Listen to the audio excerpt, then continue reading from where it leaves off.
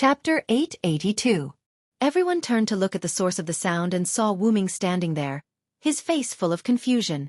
Wu Ming had just returned to No Name when he saw the other members of No Name about to go on a long journey.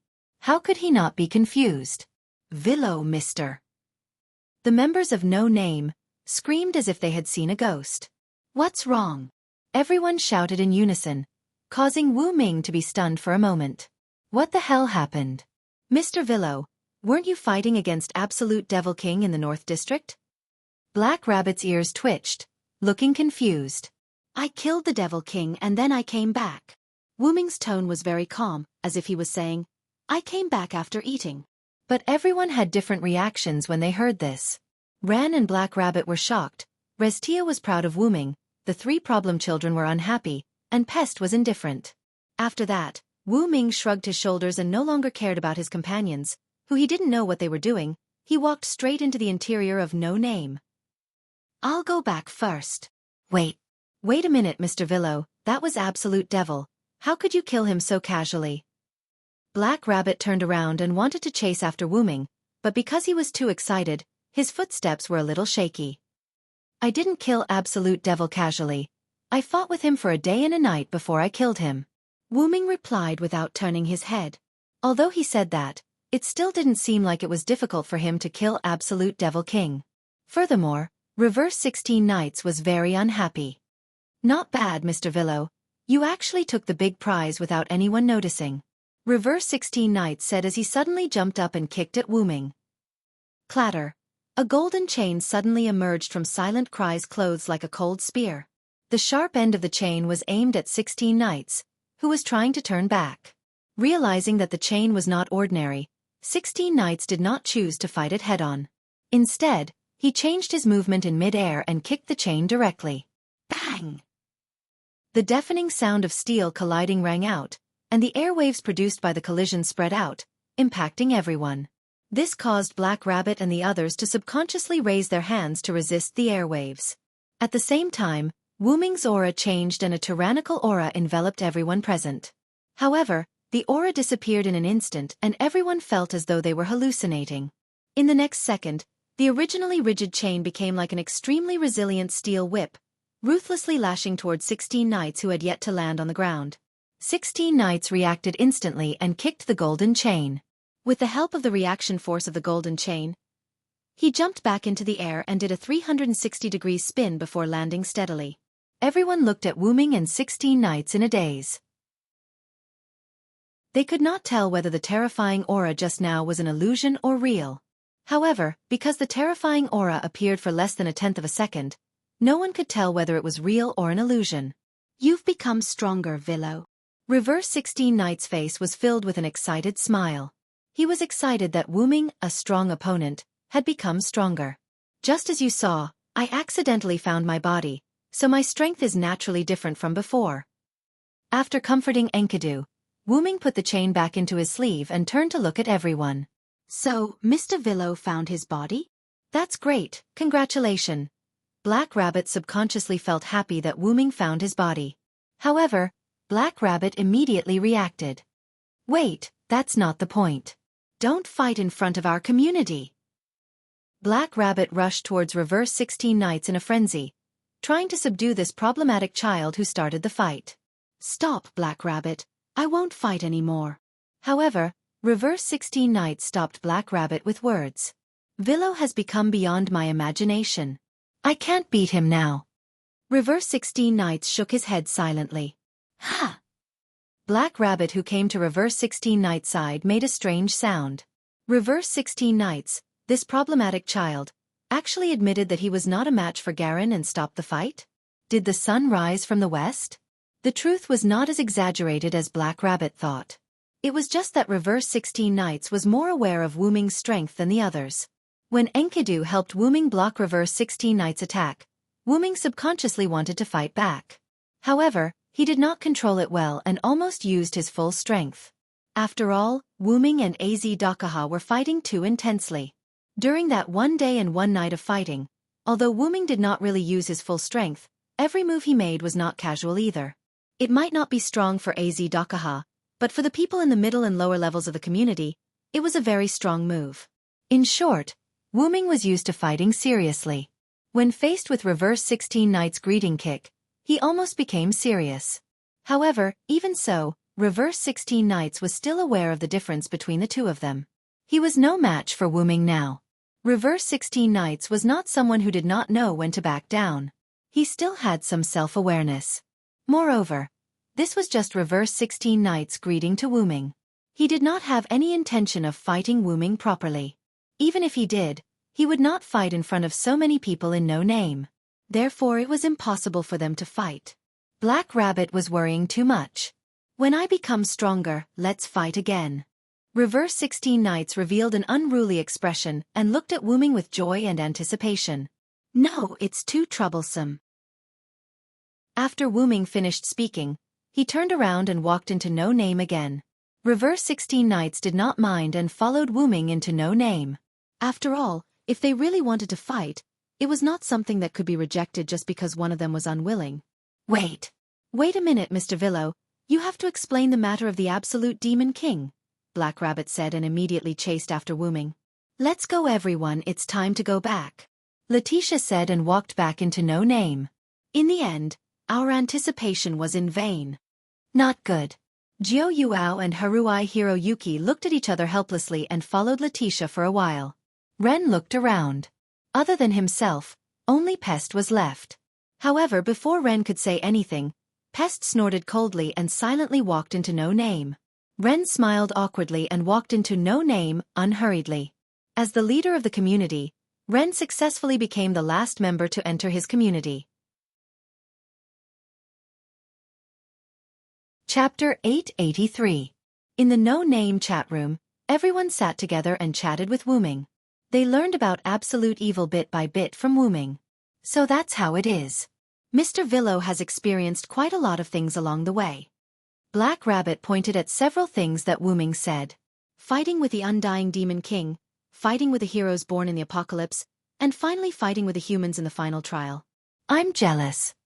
16 Knights wished he could replace himself with Wu-ming to experience all that. 16 Knights was excited just by thinking about it. Who knew how happy Wu-ming, who had experienced all that, would be? But that's only for Villo. If it were us, our lives would be in danger. Zhuyuan Fei Niao held her teacup and took a sip gracefully. Letitia said, agreeing with Zhuyuan Fei Niao's words. Yes, Fei Niao is right. Other than Maxwell, whether it's Galgi with his another cosmology or absolute evil in the final trial, they are all very strong enemies for you. Even I would have a hard time winning against them. 16 Knights, on the other hand, didn't care. How would I know if I don't try? I have to see it with my own eyes before I comment. The more dangerous the enemy, the more he liked it. After all, they were problem children. I just didn't expect that Galgi would have another cosmology. It's really surprising. Ren was quite concerned about Galgi, who looked to be the same age as him. By the way, what's this another cosmology? Zhuyuan Fei Niao raised a question. All right, Miss Fei Niao, you guys have just arrived at the box court. I'm afraid you guys don't know about another cosmology. It seemed like Black Rabbit wanted to explain. To put it simply, it contains the powerful gift of cosmology. It can be infinitely magnified to interfere with the powerful forces of the outside world. Every another cosmology is unique, which means that every another cosmology has different abilities.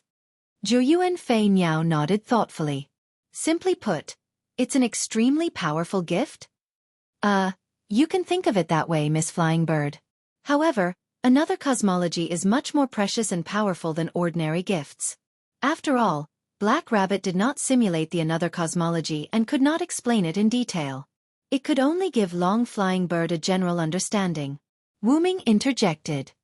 It is said that the existence with the simulated cosmic atlas has the potential to become the center of a group of gods. Because of the power of the simulated cosmic atlas, I am afraid that only those with the simulated cosmic atlas can compete with it. Wu-ming recalled how Galgi had killed Wu-ming's doppelganger by forcibly activating the simulated another cosmology. It could be said that if it was not Wu-ming's doppelganger that was killed, but the spiritual base body, that blow would have also killed Wu-ming's spiritual base body. Therefore, in Silent's opinion, to fight against that kind of power, unless they also have the simulated cosmology, they can only fight against it without the simulated cosmology. Otherwise, only Silent, the bug, can fight against it without the simulated cosmology. Interesting. A simulation of an alien cosmology. 16 Nights Reversal smiled, but no one knew what he was thinking. However, Black Rabbit was frightened by 16 Nights Reversal's smile. 16 Nights. San, don't think too much.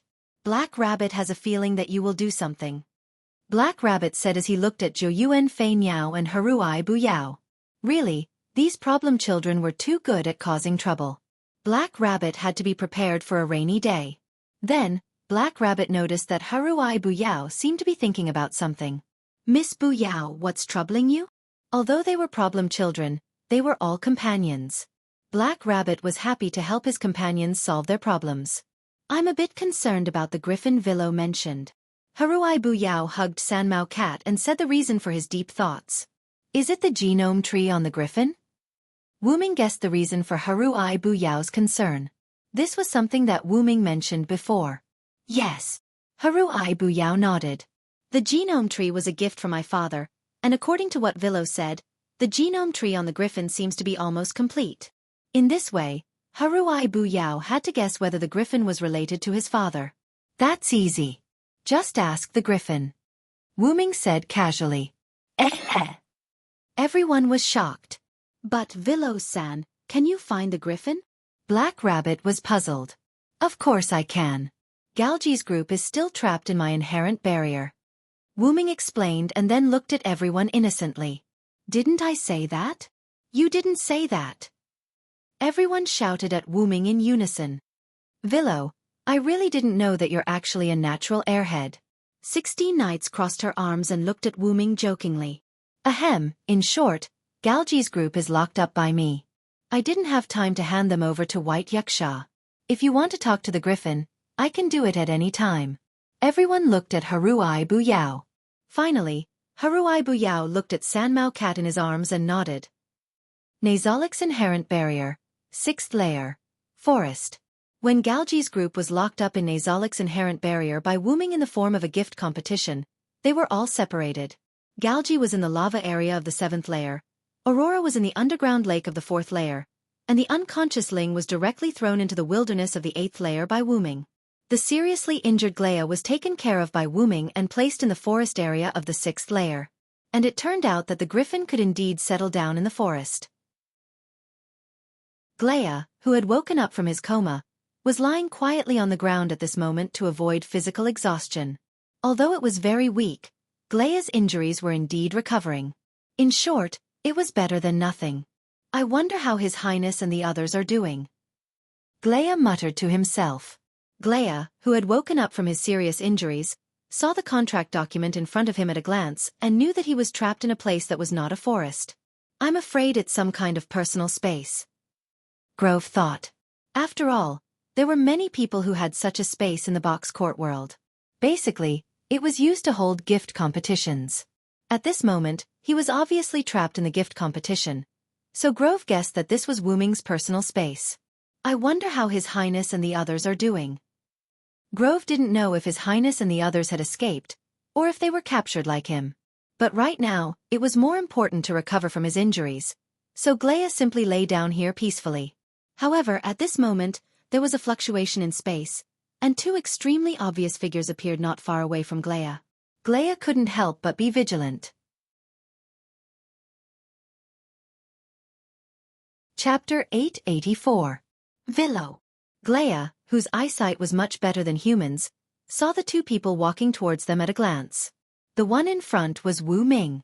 Supporting his body that had not fully recovered but was almost able to fight, Glea stood up, and a fighting spirit emanated from him. Although Glea's wings had not recovered yet, he had enough time to rest, which allowed Glea to have the power to fight. What, Glea? Do you still want to fight me? Wu Ming, who was walking in front, did not release his aura to intimidate Glea. Instead, he snapped his fingers lightly. In an instant, the ground where Glea was standing cracked slightly, and chains rushed out one after another, throwing all of them onto Glea's body and tightly entangling him. Glea, who did not react in time, instantly fell to the ground because his limbs were all tied up. Damn it! Glea raised his head and looked at Wu Ming rather unbearably. Galji and the others are fine. I just locked them up. You should be honest, I don't want to do anything to you, but I will still hand you over to White Yuxia after this. Wuming walked in front of Glea and patted his griffin's head. Up to you. Glea could not beat Wuming anyway, and he was now a prisoner, so what could he do? I came to see you this time because I have a companion who is quite interested in you. You can talk to her. Wuming said, and Haruai Hibaku walked past Wuming from behind and came to the front. Hello, Mr. Glea Grove. The quiet girl holding the three-furred cat took the lead to greet him. Hello, little girl. Grove responded to Wuming. Let's not talk about Wuming first, at least the little girl in front of him looked pretty good. I'll leave first, Grove. If you're done talking, knock on the chain, and I'll come and pick you up. Wuming had no intention of listening in, so he left after instructing Haruai Hibaku. Haruai Hiroyuki nodded, then looked at Grove again. My name is Haruai Hibu. Do you know this?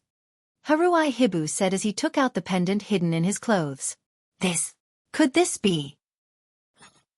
After leaving the 6th floor, Wuming arrived at the 7th floor, which was Galji's floor.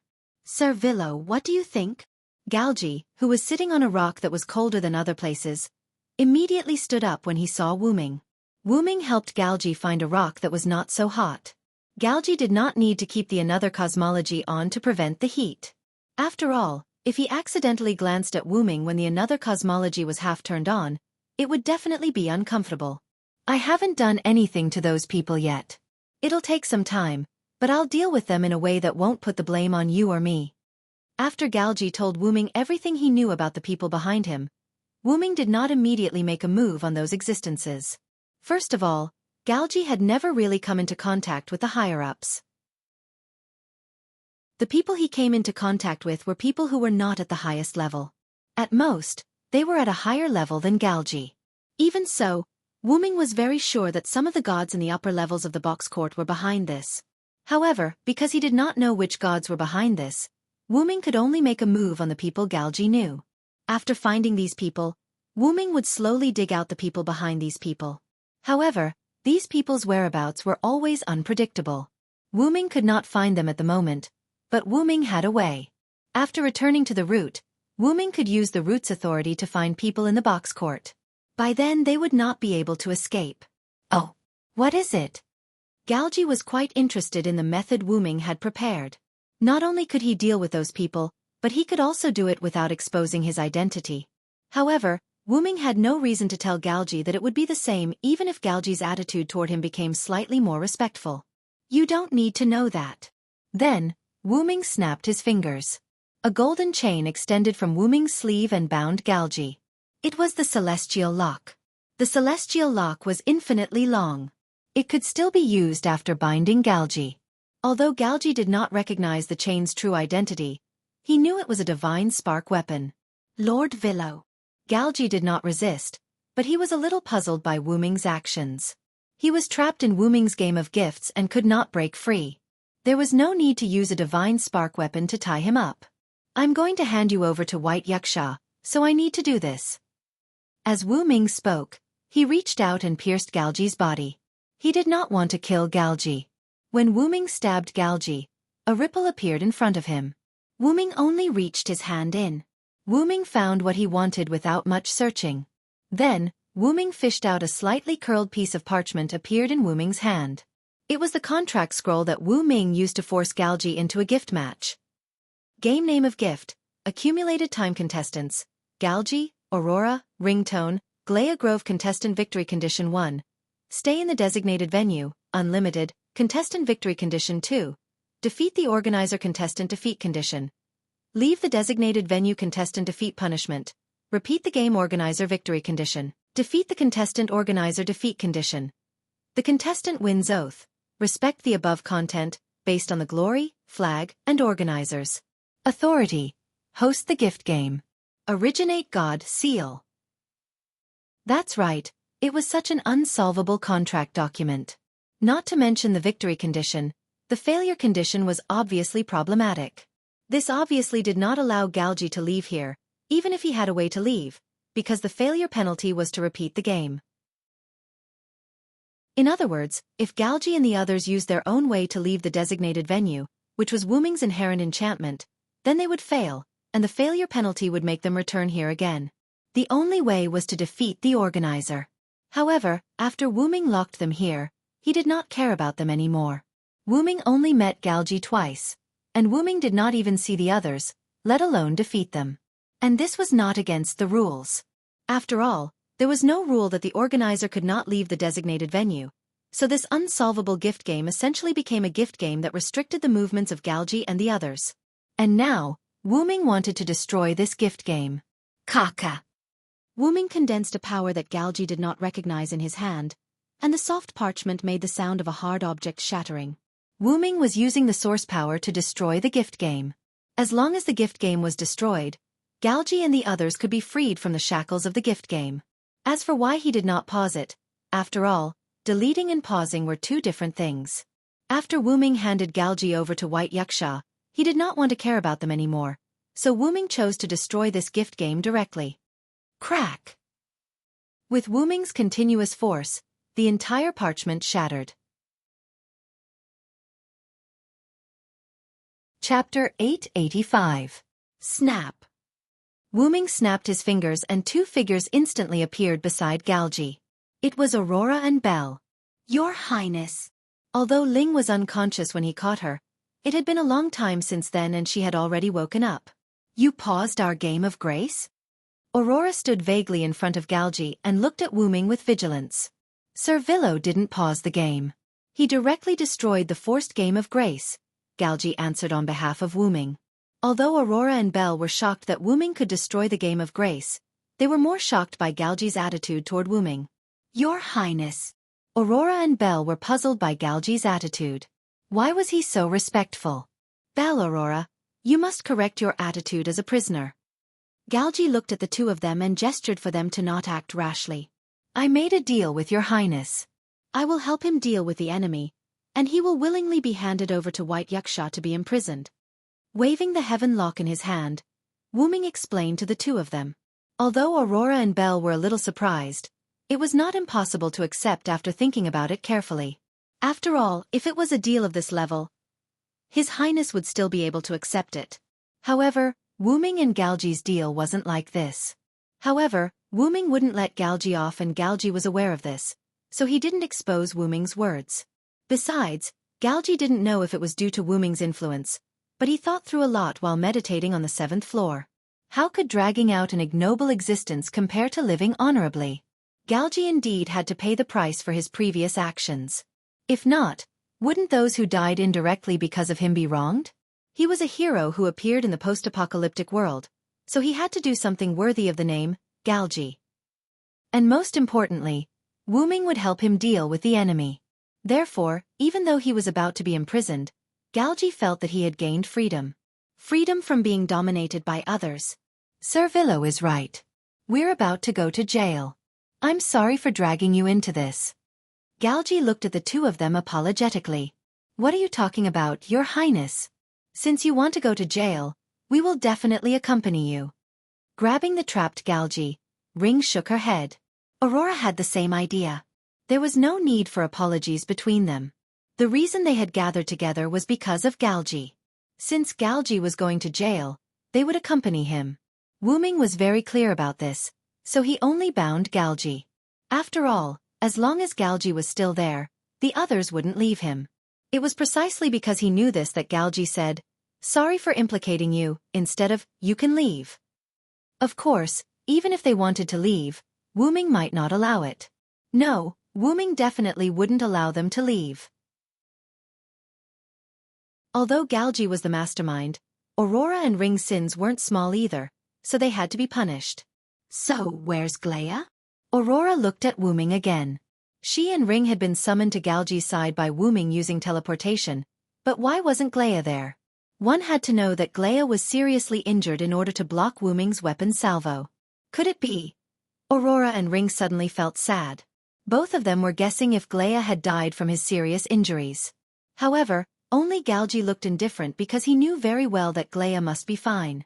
Wuming wouldn't attack Glea, and without external influence, a griffin's vitality was very tenacious. It wouldn't die so easily. Don't worry. It's just because a companion in my community is looking for Glea for something. It's just that the discussion hasn't ended yet. Just wait a little. This made Aurora and Ring feel helpless. In this day and age, they still had to wait when they were sent to prison. But at this moment, the celestial lock binding Galgi made a clanging sound. According to Wu Ming's request, as long as Haruhibu Yao and Glea finished their discussion, they could knock on the heaven lock that bound Glea and send a message to Wu Ming, asking him to pick her up. Although the interval was very short, there was no doubt that Haruhibu Yao had finished talking to Glea. My companion has finished talking to Glea. Wu Ming snapped his fingers again. In an instant, the surrounding scene suddenly changed, and everyone came to a forest. Your Highness! Glea's surprised voice entered everyone's ears. Glea and Galgi were also bound by golden chains, and there was a girl beside them. The girl was Haruhibu Yao. Elder Glea, are your injuries okay? Ring immediately ran to Glea's side, looking rather worried. Then, Aurora and Galgi followed. After all, Glea was indeed seriously injured at that time. Except for the wings that have not recovered yet, the injuries on my body have mostly recovered. Glea was right.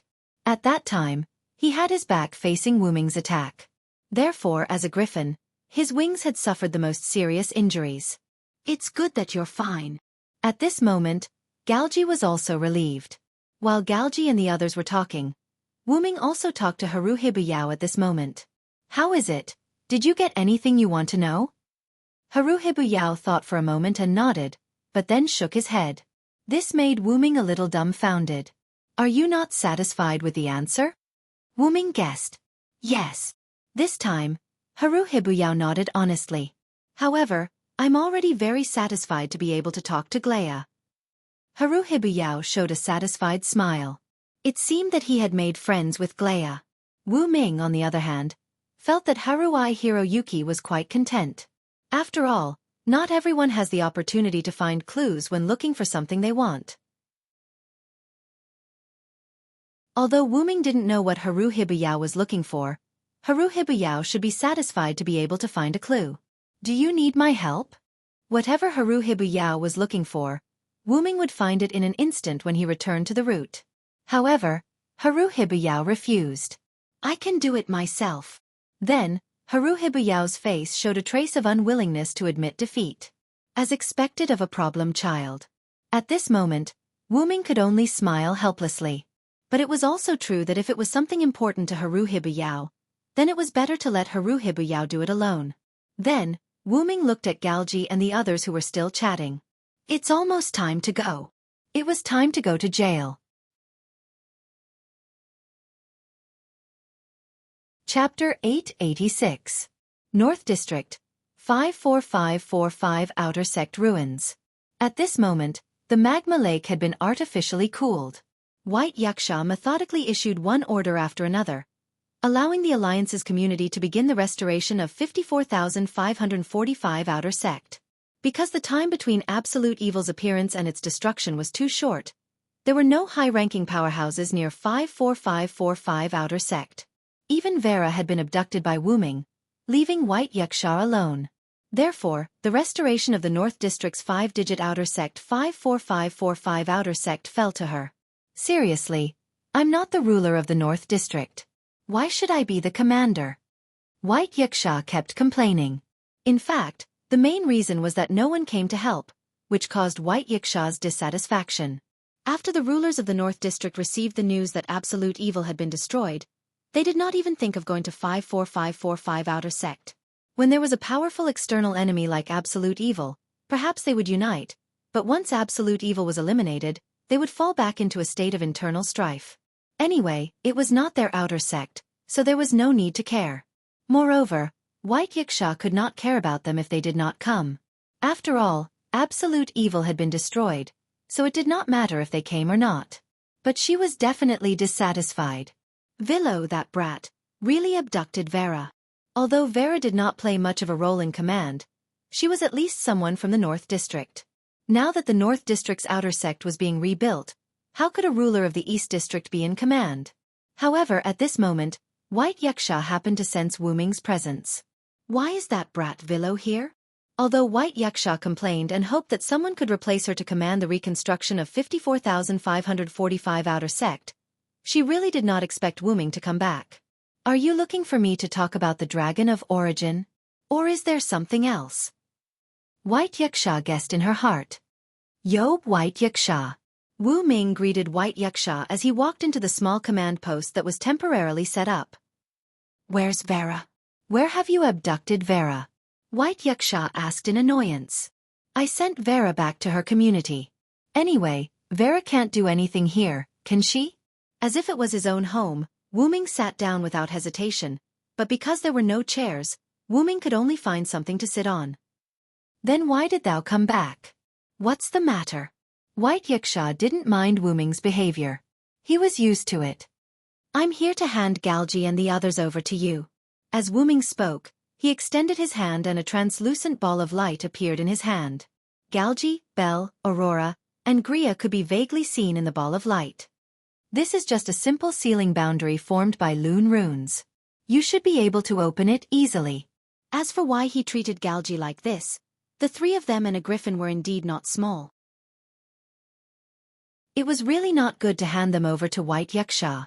This way, they were sealed in a ball of light and handed to White Yaksha. It was also convenient for White Yaksha to carry them around. Thou is thoughtful. White Yaksha took the ball of light that sealed Galji and the others. He took out the gift card and the ball of light disappeared with a wave of his hand. After I'm done with this, I'll lock them up in the East Prison. It was reasonable to say that Wu Ming's mission was completed, but Wu Ming showed no signs of leaving. Is there anything else? I have to leave Hakata for a while. As if he was waiting for White Yaksha to say this, Wu Ming immediately answered after White Yaksha asked. It's not like thou has never left before, White Yaksha complained. Or are thou preparing not to come back for a long time this time? White Yaksha hit the nail on the head. After all, my purpose in coming to Hakata was to find my body. Since my body has been found, I should go and deal with my enemy. This enemy, Wu Ming referred to Gitia. Even without the Black Origin mud, Gitia was already considered a tyrant in the type Moon world. With the Black Origin mud, it could be said that Gitia had become even more terrifying. Wu Ming was not afraid of an enemy like Az Dakaha, who only used the Black Origin mud as a weapon, but it was impossible for someone like Gitia to only use the Black Origin mud as a weapon. Simply put, it was the difference between a magician and a magician. Magicians only used magic as a weapon, but magicians would delve deeper into it. If Gaia were to delve deeper into the Black Origin mud and discover something that would allow her to completely master it, it would be very troublesome.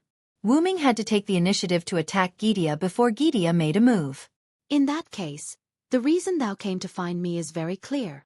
Without a doubt, Wu Ming wanted to ask White Yaksha about the Dragon of Origin before leaving. White Yaksha's expression became serious.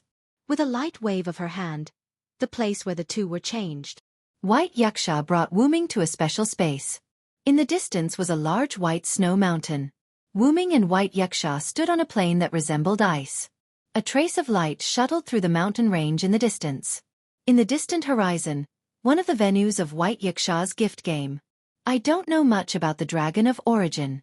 I can only provide you with some information. Putting away her usual playful expression, White Yaksha straightened her attitude and looked at Wu Ming. That's right. White Yaksha brought Wu Ming here to tell Wu Ming about the Dragon of Origin. That was a long time ago.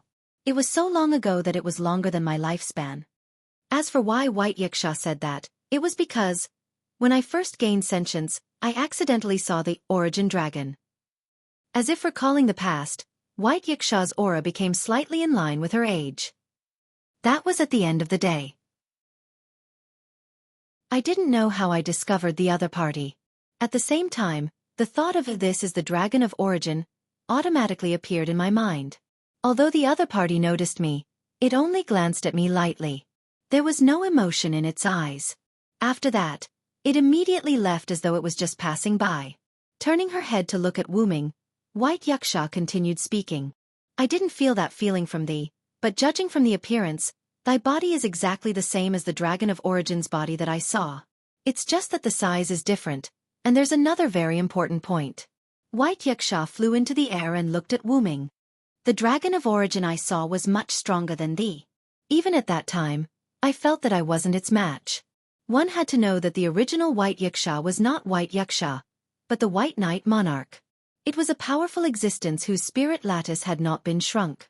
The dragon of origin that White Yuxia mentioned made the White Knight monarch feel that he was not its match. Without a doubt, the other party must be an existence that exceeds a single digit. White Yuxia judged. By the way, White Yuxia, are there no single-digit existences in Hakata? Chapter 887. Wu Ming had been in Hakata for a while and had seen existences with 3 to 7 digits. Although White Yuxia had fallen from 2 digits to 4 digits because he had converted to Buddhism, Wu Ming had a rough understanding of the strength of 2 digits after fighting with Az Dakaha. After all, Az Dakaha, who had the black soil root, could no longer be in 3 digits. He had almost displayed the strength of 2 digits, but Az Dakaha's essence was still in 3 digits. However, Wu Ming had never heard of or seen the existence of a single digit. In the ancient books in No Name's underground library, Wu Ming had not found any content related to a single digit. Therefore, Wu Ming could not help but be curious about a single digit. Actually, from 3 digits onward, you can't divide them according to strength. You have to look at your own spirit lattice. Logically speaking, below 3 digits, you had to look at your spirit lattice to divide them. However, spirit lattice below 3 digits did not have an overwhelming effect on strength. Therefore, from 3 digits onward, you had to divide them according to strength. If your spirit lattice reached 2 digits, your strength would naturally be in 2 digits. Of course, there were those without spirit lattice. At that time you could only look at your own strength. For example, 16 Knight's essence was human. In addition, there were no traces of spirit lattice on 16 Knight's body. Logically speaking, 16 Knights should be in the 7 digits. However, 16 Knights had an inhumanly strong physique. This allowed 16 Knight's strength to be in the 4 digits. Therefore, 16 Knight's strength was in the 4 digits. However, for an ordinary human to have the strength of 4 digits, 16 Knight's body probably had some hidden power that he had not figured out. In any case, that was what Wu Ming believed. After that, let's take a look at Az Dakaha. If a million gods surrounded Az Dakaha and Az Dakaha activated Avesta to copy the strength of the million gods into himself, Az Dakaha's strength would instantly reach 2 digits. However, under normal circumstances, Az Dakaha's spirit lattice would still be in the 3 digits. Therefore, Az Dakaha's strength in Hakata was a 3-digit demon king who would not cower in the face of a 2-digit enemy. In short, not having a spirit lattice did not mean that one was weak. However, the stronger the spirit lattice, the stronger one was. As for the single digit you mentioned, there is none. With this foreshadowing, White Yuxia's answer to Wu Ming was much easier. None. Wu Ming was stunned. I can't say that there aren't any. 1-digit numbers do exist, but they're no longer creatures with self-awareness. They're things like laws. Since 1-digit numbers were something similar to laws. In that case, Hakata's strongest combat power is only in the 2 digits, right? Wu Ming deduced. You are not stupid. However, Hakata's 2-digit numbers are very rare. There are only 17 in total. As for the 2-digit level, do you know Shakyamuni?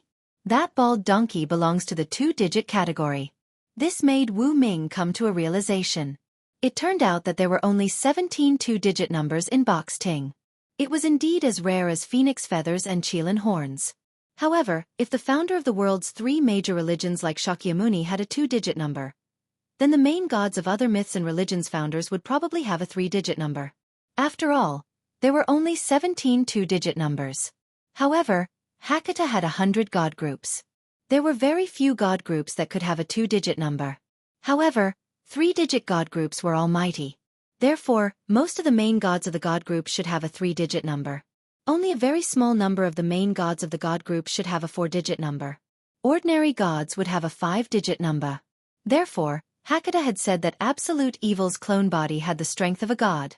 After all, most of Absolute Evil's clone bodies had a 5-digit number. A 6-digit number was in existence with some ability. A 7-digit number was probably an ordinary person. That's why I've never heard of the existence of a single-digit number after being in Hakata for so long. This suspicious point had been resolved. No, if it were now, there would still be a single-digit number, White Yuxia said as he stared at Wu Ming. Are you referring to me? Wu Ming pointed at himself. I'm referring to you. White Yuxia smiled knowingly at Wu Ming. Didn't you reveal your true body when you destroyed AZ Dakaha?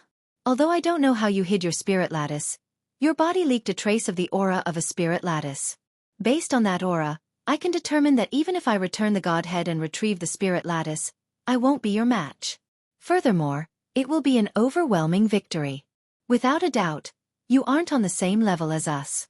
You are undoubtedly a single-digit number. The so-called spirit lattice referred to heritage and merit. Hyunryong's heritage was Hyunryong's, and the Villow's merit was the Villow's. Sodrake was considered a figurehead. As the root dragon, Wu Ming didn't have any heritage or merit. Logically speaking, he didn't have a spirit lattice. Therefore, it wasn't that Wu Ming had hidden his spirit lattice, but that he really didn't have one. However, White Yuxia said that she had sensed it. As the root dragon, Wu Ming wasn't bound by the box court. Wu Ming guessed that his own status had replaced the spirit lattice, causing White Yuxia to make the wrong judgment. However, if one really only looked at Wu Ming's status, Wu Ming was indeed higher than any existence in the box court. At this moment, Wu Ming was an existence that was only one step away from entering the adult stage. Although he had not taken this crucial step, Wu Ming would definitely not be in the double digits now. After all, his hypostasis had been liberated to the maximum. In that case, he would definitely be in the single digits. However, you are much weaker than the root dragon I first encountered. Even so, I can determine that you aren't a two-digit number, but an existence higher than that. As a former two-digit number, White Yuxia's judgment was definitely correct. Although it was unbelievable, it was completely confirmed that Wu Ming was a one-digit number. After that, did you not see the root dragon again? Wu Ming asked again. The next time I saw you was you. Speaking of which, when I saw your true body previously, I couldn't recall it because it was too long ago. However, I kept feeling that it was déjà vu. Fortunately, I'm not that old. I still remember. White Yuxia opened her fan and waved it twice proudly. Then let's end it here. Since White Yuxia had nothing else to say, it was time to end it. No name. I will use my methods to take care of them in secret, but I still have to ask you to take care of them. Wu Ming's secret care was not as effective as White Yuxia's, the local snake's, care on the surface. You don't have to worry about this.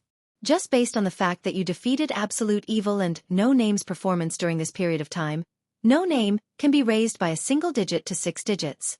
Furthermore, I'm prepared to give No Name the authority of a region ruler. The community's hierarchy was related to the entire community. It wasn't something that could be promoted just because one person made a significant contribution. However, 16 knights and the others had indeed contributed a lot to No Name during this period of time after coming to the box court. Just the matter of defeating absolute evil's avatar was enough. Their strength had also been recognized by the lower 6 or 7 digits. With Wu Ming's defeat of absolute evil as an opportunity, No Name would have no problem rising to 6 digits. As for the region ruler, there was no need to mention it. No Name was originally a region ruler, and now it had the strength. White Yuxia was just returning it to its rightful owner. Then I'll leave it to you. Chapter 888. After bidding farewell to White Yuxia, Wu Ming returned to No Name in the East District. After all, even if he wanted to leave, he had to at least let his companions know. What was rare was that Wu Ming did not directly use the teleportation gate to enter No Name. Instead, he used the teleportation gate to arrive at a place that was still some distance away from No Name. Wu Ming was prepared to walk into No Name on foot, treating it as an experience. After all, I don't know when I'll be back again. Wu Ming finished speaking and walked towards No Name. The first thing that entered Wu Ming's eyes were naturally the 2 stone giants guarding the door. Then, Pest appeared in front of Wu Ming's eyes. Pest. Pest stood at the door, as if he had guessed that Wu Ming would go through the main entrance and quietly waited for him. Master, Senior Letitia asked me to wait for you here. Pest called out with some reluctance and even bowed. However, due to Wu Ming's abuse of power, Pest did not dare to be rude. He had always listened to Wu Ming and the others in No Name. As expected, he guessed it in the end. Wu Ming revealed a half-helpless and half-happy smile. He was helpless that his actions had been guessed. It was really contradictory that his companions could guess his actions. Let's go, Pest. Wu-ming did not say anything else. Since that was the case, the others in No Name probably knew that Wu-ming was preparing to leave. After all, Wu-ming had come to the box court to find his body. Since he had already found it, there was no need for Wu-ming to continue staying. Master, are you leaving? Although Wu-ming knew that Pest definitely knew about this, Pest's bluntness still surprised Wu-ming. That's right. Speaking of which, who guessed that I was leaving first? Wu-ming also asked without mincing his words. 16 nights in reverse. Pest had no intention of hiding anything and went straight to the point. It had to be said that the two of them were indeed a master-servant duo. They were really straightforward. Upon hearing Pest's reply, Wu-ming thought to himself, as expected. In the current No Name, other than Wu-ming, only 16 knights had such a brain. However, Wu-ming knew that he was going to leave soon, so he didn't care about this. Forget it. I'll do as you wish today. After that, Pest didn't say anything. He just obediently led the way for Wu-ming. Speaking of which, did they hold a banquet? It doesn't look like he's in the house, and he even asked you to lead the way. It was obvious that Pest wasn't leading Wu-ming in the direction of the house. Instead, the two of them were circling around No Name's house. It looked like they were heading towards the back of the house. Yes, Senior Letitia and the others have prepared a banquet for Master. Firstly, it's to celebrate Master defeating absolute evil. Secondly, it's to bid Master farewell. Wu-ming nodded silently. If that was the case, the entire No Name would be present. It was no wonder that it wasn't in the house. After all, even if No Name didn't have many members, there were still more than 100 of them. Most importantly, most of them were children. Compared to holding a banquet in the house, it was more comfortable to hold it in the open air. It could be said that they were considerate of the children. Wu-ming turned his gaze and saw Pest's frail, childlike figure. Although Pest was the Demon King, he was only pushed to the front by the 80 million wraiths who died from the Black Death as their representative, and sat on the Demon King's throne. To be honest, Pest was just a child. Pest, have you mastered 4-digit strength recently? Wu-ming's tone was like an elder caring for a junior. Hearing Wu-ming's words, Pest froze for a moment and his footsteps slowed. But shortly after, Pest regained his composure and continued walking forward. Are you wondering why I care about you? Wu-ming, who saw through Pest's thoughts, asked again. Yes. Pest, who was walking in front of Wu-ming, nodded and replied softly. Thinking about it, it's not strange at all. You're my servant, so of course I care about you. Little did he know that Wu-ming's words could easily cause misunderstandings. Although Pest wouldn't misunderstand, these words were still jarring to Pest's ears. Pest stopped in his tracks and spoke with a heavy tone. But I'm only a slave of the Master of No Name. Pest didn't care about Wu-ming's identity and began to throw caution to the wind. After all, she was the Demon King who was defeated by Wu-ming. She was a defeated Demon King who belonged to No Name. To be honest, although there was a saying that a defeated Demon King would be included in the community of the person who defeated them, this rule wasn't mandatory. If the community didn't need it, they could reject it. From Pest's point of view, the reason she was included in No Name was because No Name currently lacked combat power. If that wasn't the case, what awaited Pest would be death. Now that the community lacked manpower, Pest was included, so she was no different from a slave of No Name. Previously, when Wu-ming was talking about his experiences in the Northern District in the chat room, although Pest was present, she didn't speak. She only listened quietly as if she didn't have the right to speak. In the end, it was because of this reason. However, this was Pest's personal opinion. In fact, no one in No Name thought of Pest as a slave. Not even the slightest bit. Since she was part of the community, everyone was a family. Back then, Letitia joined No Name, because she was defeated by the main force of the previous generation of No Name. Now, Letitia was completely integrated into No Name. She didn't look like a slave at all. Instead, Black Rabbit treated her intimately and even called Letitia Senior. First of all, we don't mean to treat you as a slave. That's just what you think. Wu-ming used his status as Pest's master to walk to Pest's side and rub Pest's little head with his large hand, as if telling Pest not to think too much. No one in No Name has ever ordered you around, right? And I didn't give you any unreasonable orders. Moreover, Wu-Ming didn't give Pest many orders. Ever since he summoned Pest, Wu-Ming had been running around outside and didn't see Pest much. You have to work hard to communicate with the others in the community, Pest. However, Pest didn't seem to care. I don't think I can communicate with the people of the community who killed my companions and enslaved me. That was true, but Pest was still a child. In this regard, Wu-Ming could only sigh silently. Then, Wu-Ming quietly reached his hand into the golden ripples that had opened up at some point and searched for something. Then, Wu-Ming placed the item in front of Pest. Here.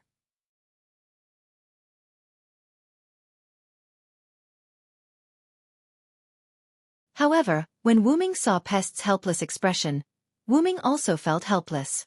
Forget it. Let's take it slow. After all, Rome wasn't built in a day. He didn't want to force Pest. As long as there was change, it didn't matter if it took a long time. However, just as Wu-Ming and Pest were chatting, the two had already arrived at their destination. As everyone knew, as the largest community in the Lower East District, No Name's land was very vast. Behind No Name's castle-shaped building, there was a large open space. No one knew what it was for, but it was very spacious. At this moment, dozens of tables were placed on the originally spacious ground. The tables were covered with a not-so-fancy tablecloth. Plates of different shapes and sizes were placed on the tablecloth, and on the plates were various delicacies from the box court world. Did you rob someone? Wu-Ming couldn't help but shout when he saw this scene. After all, there were so many sumptuous delicacies. Whether it was the appearance, color, or even the aroma that Wu-Ming smelled, it all represented the value of these delicacies. How could it be a robbery, Mr. Villo? Everyone bought these from a high-class restaurant together. Black Rabbit's very recognizable voice came from behind Wu-Ming. Wu-Ming turned his head. More than 100 people stood not far behind Wu-Ming. Without a doubt, after seeing Wu-Ming arrive, they secretly came out from the nearby building. Although Wu-Ming used his psychic ability to detect them, he had to pretend that he didn't know. Among the community members, most of the children were lined up like bushes. Compared to these children, Black Rabbit, 16 Knights, and the others clearly had the advantage of height. Even Letitia in her lowly form was half a head taller than these children. Perhaps, only Ran and Pest were as tall as these children of the community. Oh, Pest is actually holding hands with the Villo. Joyu and Asuka looked at Pest, who was holding hands with Wu-Ming as if he didn't care about the situation. There's a situation.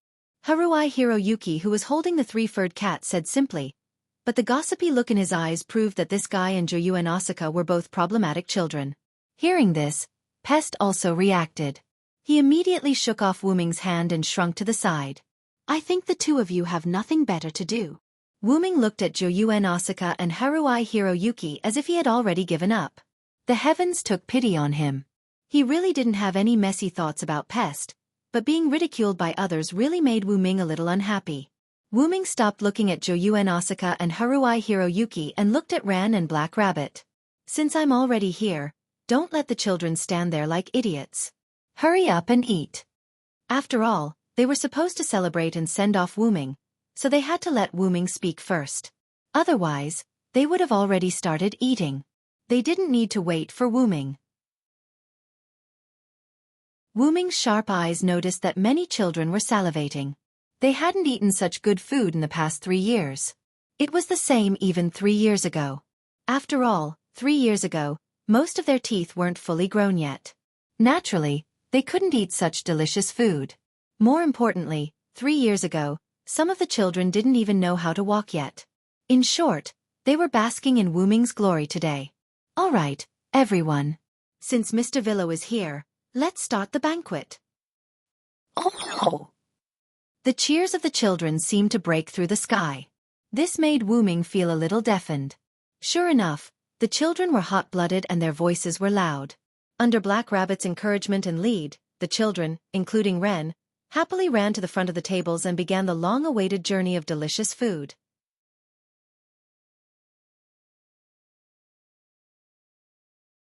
Chapter 890. Even Pest was squeezed to the edge of the table by the crowd of over 100 children. However, Pest, who had never faced such a situation before, was instantly at a loss. He glanced at Wu-Ming from time to time, trying to seek help from Wuming. However, only Wuming's lips responded to Pest, "Eat as much as you can." If it was said that some of the children in No Name had enjoyed such delicacies before, then Pest was the only one who had never seen such a sumptuous meal in front of him. After all, Pest couldn't even fill his stomach when he came to the box court. After coming to the box court, Pest, who was bent on revenge, had never enjoyed such delicacies before.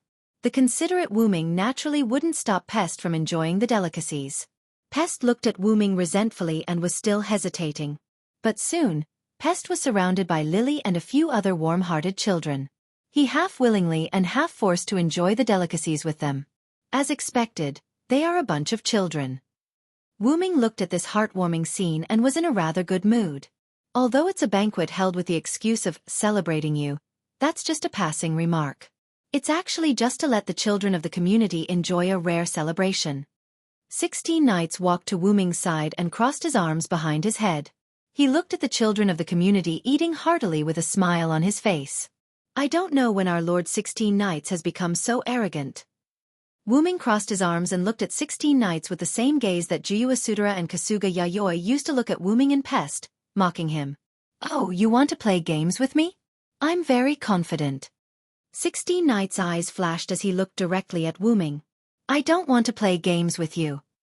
Wuming spread his arms and looked like he was surrendering. What a joke.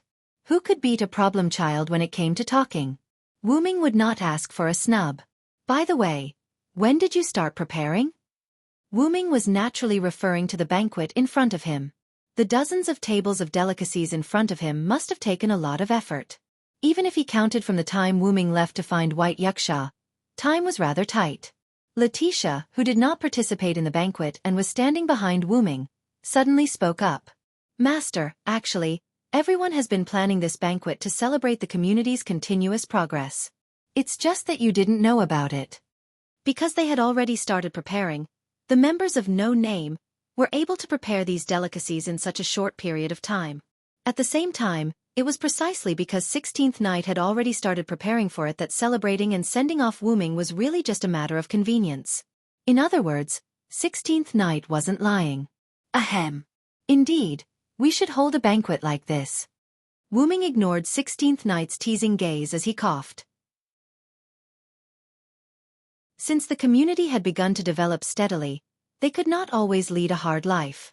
How could it be that they were eating chaff when they had a house full of gold? Of course, no matter what, it had to be done in moderation. By the way, since it's a banquet, Letitia, there's no need for you to be my maid anymore. Join the banquet with Black Rabbit and the others. Look, aren't they greeting you? Wuming was not wrong. Black Rabbit, Lily, Ran, and many other children of the community, as well as Jyo Yuasuka and Kasuga Hikari, who had already joined the banquet, were all greeting them from time to time. "I'm afraid they're calling for you, Master," Letitia playfully retorted. Letitia's words were not without reason. They might actually be calling for Wuming and the other two who had not yet joined the banquet. At that moment, Wuming could only smile and shake his head helplessly. "Let's go. Although you're just a matter of convenience, we're still here to celebrate and send you off." After 16th Night finished speaking, she ignored Wuming and went straight to the banquet. "I really don't know what to do with you guys." After all, Wuming had already said that he would follow the wishes of everyone in the community. If that was the case, then it was better to comply. Not sure if it was the universe or some other special space that stretched as far as the eye could see, there were large transparent yet opaque balls arranged in a regular pattern. A meteor was moving forward at a speed that normal people would not be able to see. It seemed as if there was no end to it. This was the gap between the worlds, a special space that had no end. Between the worlds. And that meteor was Wuming, who had left the box garden world. After happily attending the banquet, Wuming interacted with his no-name companions for a while, gave Letitia and Pest some instructions, and chatted with 16 Knights Reversal for a while. After that, Wuming left in an extremely natural manner, as though he was going out. There were no excessive goodbyes, no complicated words. It was really as if he was going out for a normal trip. At most, it could be considered as a long trip. Wuming left just like that. The main force of No Name understood that Wuming's long trip this time was not simple. However, no one directly said it out loud. Instead, they treated it as normal. They did not think that Wu Ming would really not return. They all believed in Wu Ming and believed that he would definitely return soon. Just like what Wu Ming had said to White Yuxia and Vera previously, it was fine as long as they trusted Wu Ming. There was no need to care about anything else. And 16th night, Black Rabbit, and the others did the same. As for why, perhaps, this was what they meant by companions. Wu Ming collected his scattered thoughts, shook his head, and suppressed these thoughts. He then increased his flying speed.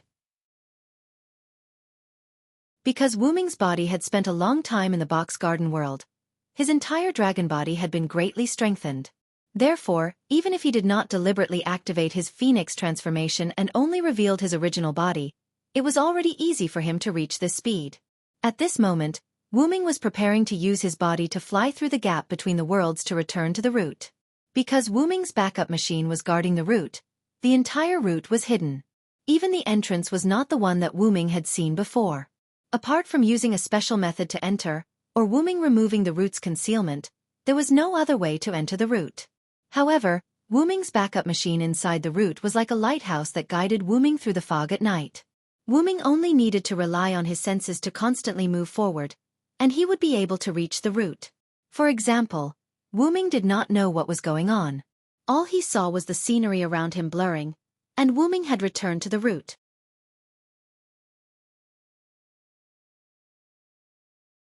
Chapter 891. It felt as though he had fallen into an environment, but Wu Ming knew that it was just a special way for Wu Ming to enter the route through his backup machine.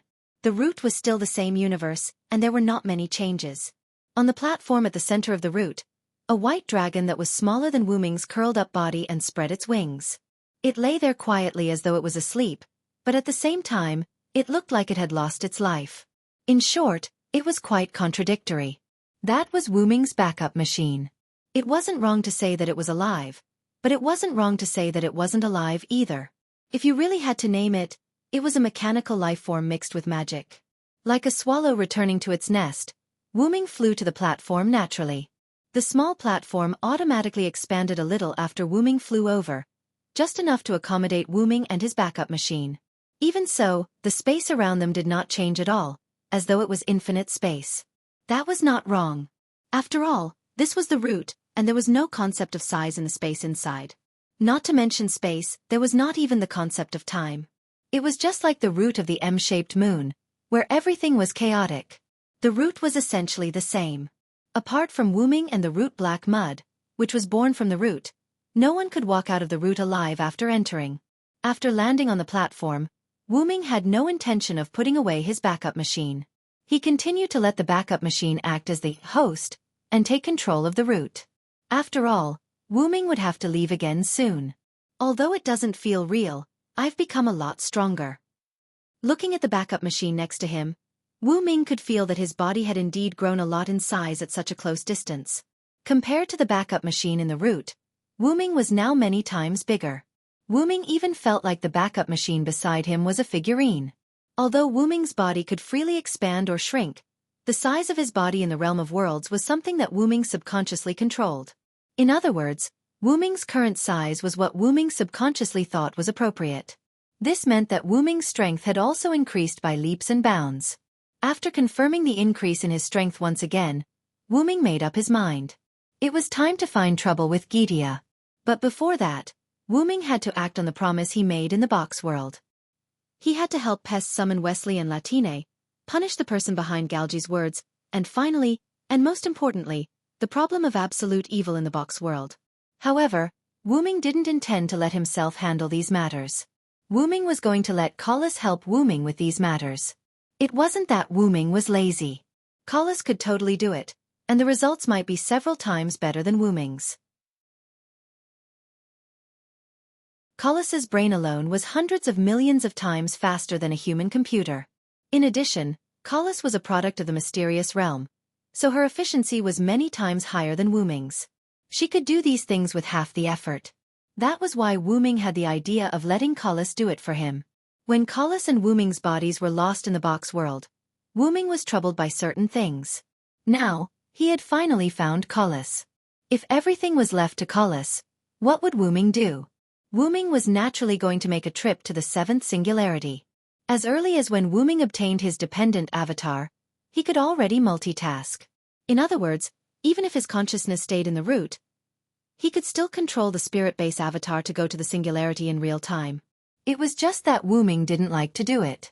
Wu-ming felt that it was a little perfunctory. If he got used to it, he was afraid that the future Wu-ming would become a central processing machine. Although it would not cause schizophrenia, Wu-ming still liked to put all his consciousness into the spirit base avatar and use it to encounter anything in the singularity. Such words made Wu-ming feel like he was more like a human than the mysterious and noble origin dragon. Taking a step back, Wu-ming had already left the trivial things to Collis to prepare. If he stayed in the root, he would have nothing to do. So, he might as well put all his attention into the spirit base avatar and seriously deal with everything that he encountered. I suffered a big loss at Gorgon's hands. How can I not get back at him? After temporarily taking over control of the standby machine, Wu-ming lay on the platform. Some of the necessary details still had to be handled by Wu-ming himself. After that, he could leave it to Collis. I wonder how Tachika and the others are doing. According to Wu-ming's speculation, Tachika and the others should have reached the last singularity by now. Just in time. I can solve the problem of absolute evil while I'm at it. He decided to solve the problem of the singularity as soon as possible, and then go on a crusade against Gitia with Tachika and the others. Wu-ming stretched out his dragon claw and tapped the empty space in front of him. A naked spirit base avatar appeared in front of Wu-ming, and the face was exactly the face of Wu-ming's human form. Then, Wu-ming spoke to Enkidu and Collis. Enkidu, Collis, I'm counting on you. Wu-ming meant for Enkidu and Collis to accompany Wu-ming's spirit base to the singularity in the form of avatars. Enkidu didn't say anything. Instead, the golden heaven lock wrapped around Wu-ming's dragon claw arrived in front of Wu-ming's spirit base like a swimming dragon, causing a series of clanking sounds. The wedge at the tip of the heaven lock gently tapped Wu-ming's spirit base. In an instant, a silver-white chain appeared on Wu-ming's body. Not only that, but the silver-white chain also had a hint of gold, which made it look quite extraordinary. From this, it could be seen that Enkidu had already connected his avatar to Wu-ming's spirit base. Next was Collis's turn. Hum! A buzzing sound that sounded like an auditory hallucination appeared inside the great source. However, this wasn't an auditory hallucination, but rather the sound of Collis's movements. Wu-ming even felt his head vibrating slightly. Instantly, an invisible and mysterious signal like an electric wave was emitted from the dragon horn headpiece on Wu-ming's head. In the next second, a headpiece that looked like a dragon horn crown appeared on Wu-ming's avatar's head, shining with a light that seemed to be full of wisdom. At this moment, Collis had also completed the connection with Wu-ming's spirit base. Next, it's absolute evil.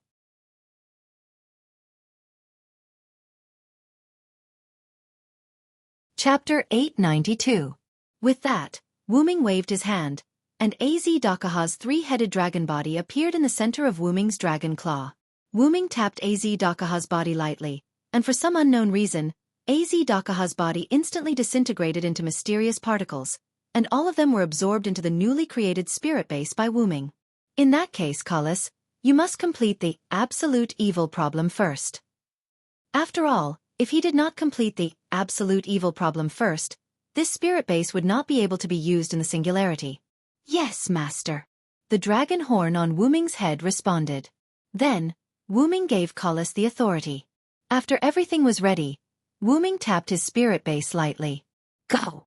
A summoning magic circle appeared under the spirit base's feet, and in an instant, Wu-ming's spirit base disappeared. Collis, Enkidu, I'll leave it to you. Wu-ming finished and fell into a deep sleep.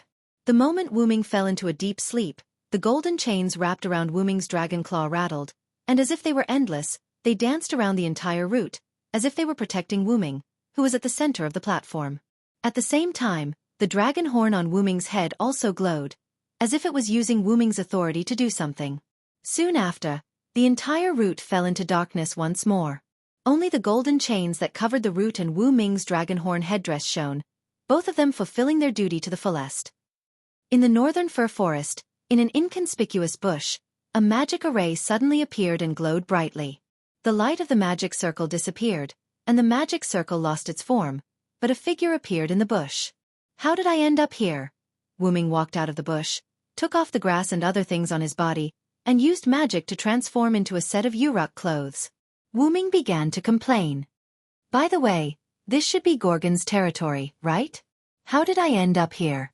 When Wuming inserted the spirit base into the Mesopotamia singularity, he clearly aimed in the direction of the Uruk, and Wuming thought that no matter what, he could at least get closer to the Uruk. But instead of getting close to the Uruk, he ended up near the enemy's base. Although Gorgon said that she would not come out of her temple before she recovered, if Wuming, who once heavily injured her, appeared in front of Gorgon's gate again, she might not be able to resist the urge to come out and beat him. In any case, I should leave this place first. As for the idea of taking advantage of this opportunity to kill Gorgon, Wuming had considered it before, but the real enemy was probably not Gorgon. Wuming thought of the dream he had the night when he left the Quetzalcoatl's territory. At that time, Wuming only sensed that there was a stronger enemy behind all this, and according to his discussion with Gilgamesh and Merlin, that existence was probably the real Tiamat. He did not know what effect eliminating Gorgon would have on Tiamat. If it could weaken Tiamat, it would be best, but if Gorgon's death caused Tiamat to appear in person, it would be really bad. Kalas hadn't dealt with the absolute evil issue yet, and Wuming's current spiritual base was temporarily no match for Tiamat, so he had to wait for a while. Then, according to his own judgment, Wuming began to move in the direction of the Uruk. In order to avoid encountering magical beasts that might exist in the fir forest, Wuming did not choose to directly pass through the fir forest. Instead, he chose to detour to the highlands in the southwest, preparing to return to the Uruk from there. Even if it was a magical beast, it was impossible to run to such a desolate place.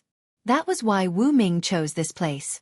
Standing on a bare mountainous platform, Wuming couldn't help but complain. If the magical beasts can detour from the mountainous area, perhaps the Uruk will be doomed.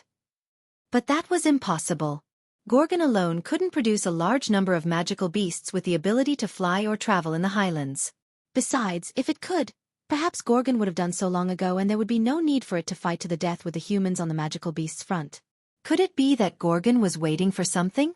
In Wuming's opinion, this was too unrealistic.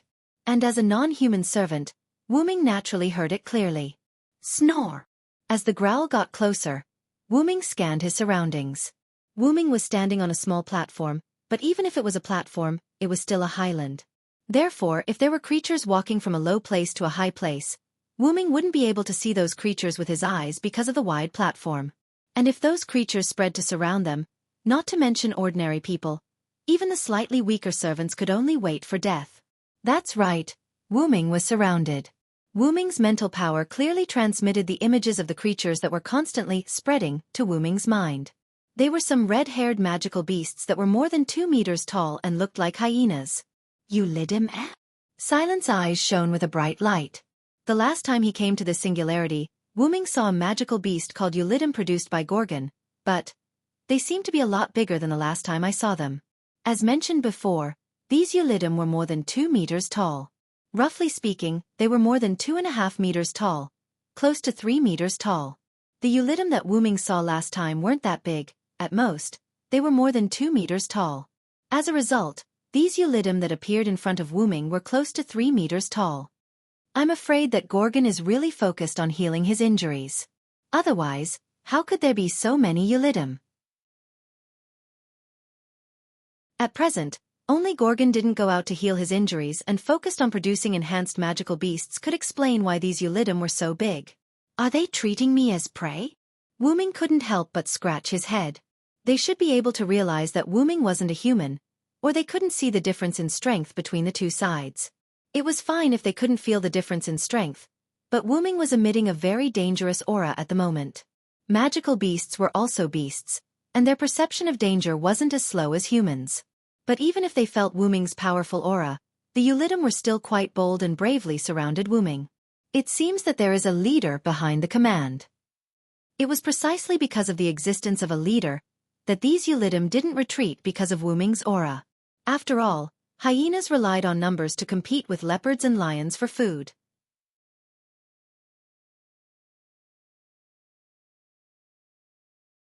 Chapter 893. Unfortunately, at this moment, Wuming was neither an ordinary person nor a weak servant. He was a divine servant with an extremely powerful spirit base index.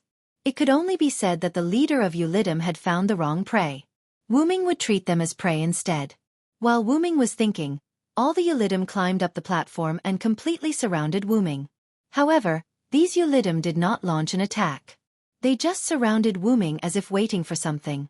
Then, the earth began to tremble. Boom! Boom! Boom! A behemoth walked up from the mountainous platform.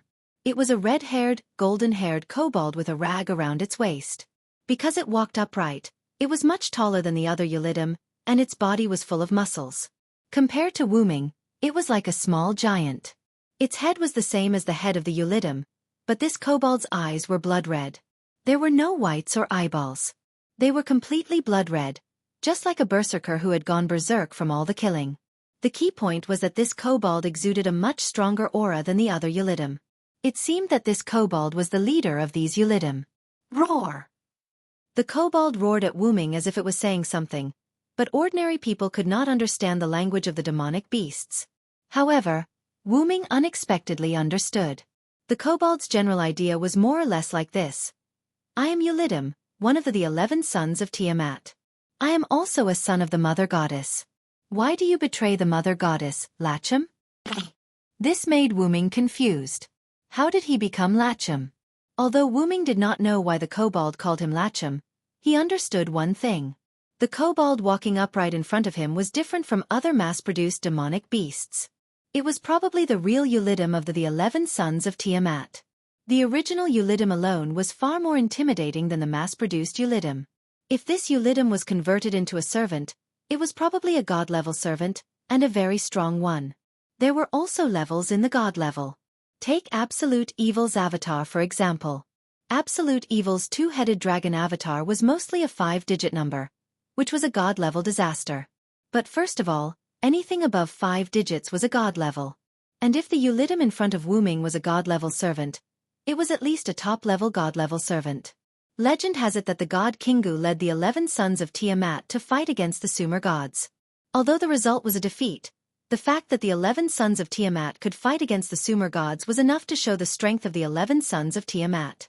If such an existence interfered with the demonic beasts in the North Wall, even if there were many servants on the front line, it would be quite difficult to resist. Not to mention that this guy seemed to be quite smart. As for why?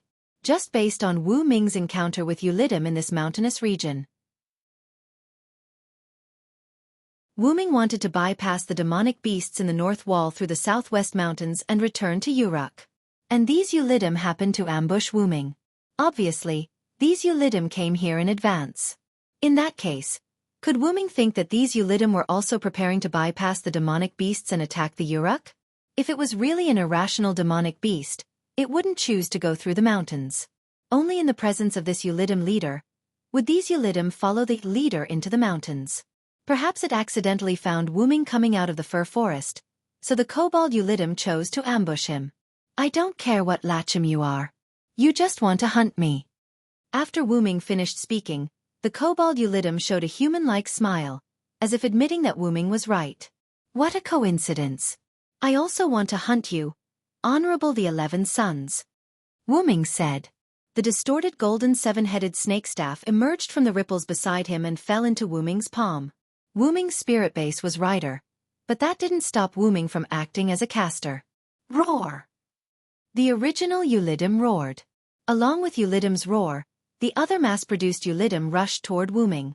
At that moment, it was as if a sea of red and yellow was about to devour Wu Ming. Wu Ming didn't panic. He tapped the 7-headed snake staff on the ground gently, and letter-like special runes covered the ground, which were trampled by the charging Ulidum. Crack! With a crack, the Ulidum closest to Wu Ming was instantly frozen. Although the ice was very thick, the frozen Ulidum could be seen clearly. For example, the frozen Ulidum closest to Wu Ming still had a ferocious expression on its face. It was simply lifelike. Whether it was the rippling hair due to running and jumping in the ice, or the unknown shredded flesh between its teeth, Wu Ming saw it all. Feeling the chill of the ice, some of the unfrozen Ulidum in the rear felt a little afraid and took 2 steps back. But because of the original Ulidum, they didn't dare to run away directly. Even if the minions are strengthened, they are still minions. Silent Wonder tapped the ground with his seven-headed snake staff once more, shattering the ice that sealed Ulidim. Ulidim and the rest of the ice turned into fine powder and scattered on the ground. The ground was covered in a layer of white, without a single trace of blood to be seen. This made the mass-produced Ulidim even more terrified. Some of them even turned around and ran away in fear. But in the next second, these mass-produced Ulidim were smashed into pieces by several other Ulidim that flew out of nowhere. Disgusting purplish-black blood splattered all over the ground, and indistinguishable broken limbs and flesh splattered everywhere. The remaining nerves made some of the flesh move twice, but it soon returned to normal. How cruel! Wuming narrowed his eyes and looked at the kobold Ulidim who had retracted its hand. He clearly saw that the kobold had casually grabbed a few Ulidim around it and threw them at the fleeing Ulidim. It seemed that the kobold didn't treat these mass-produced Ulidim as its own kind, but as tools instead. Roar! The kobold Ulidim roared a few more times, as if reprimanding these Ulidim for being useless. When the remaining Ulidim heard their leader's words, they slowly retreated from the platform. In an instant, only Wuming and the kobold were left on the platform.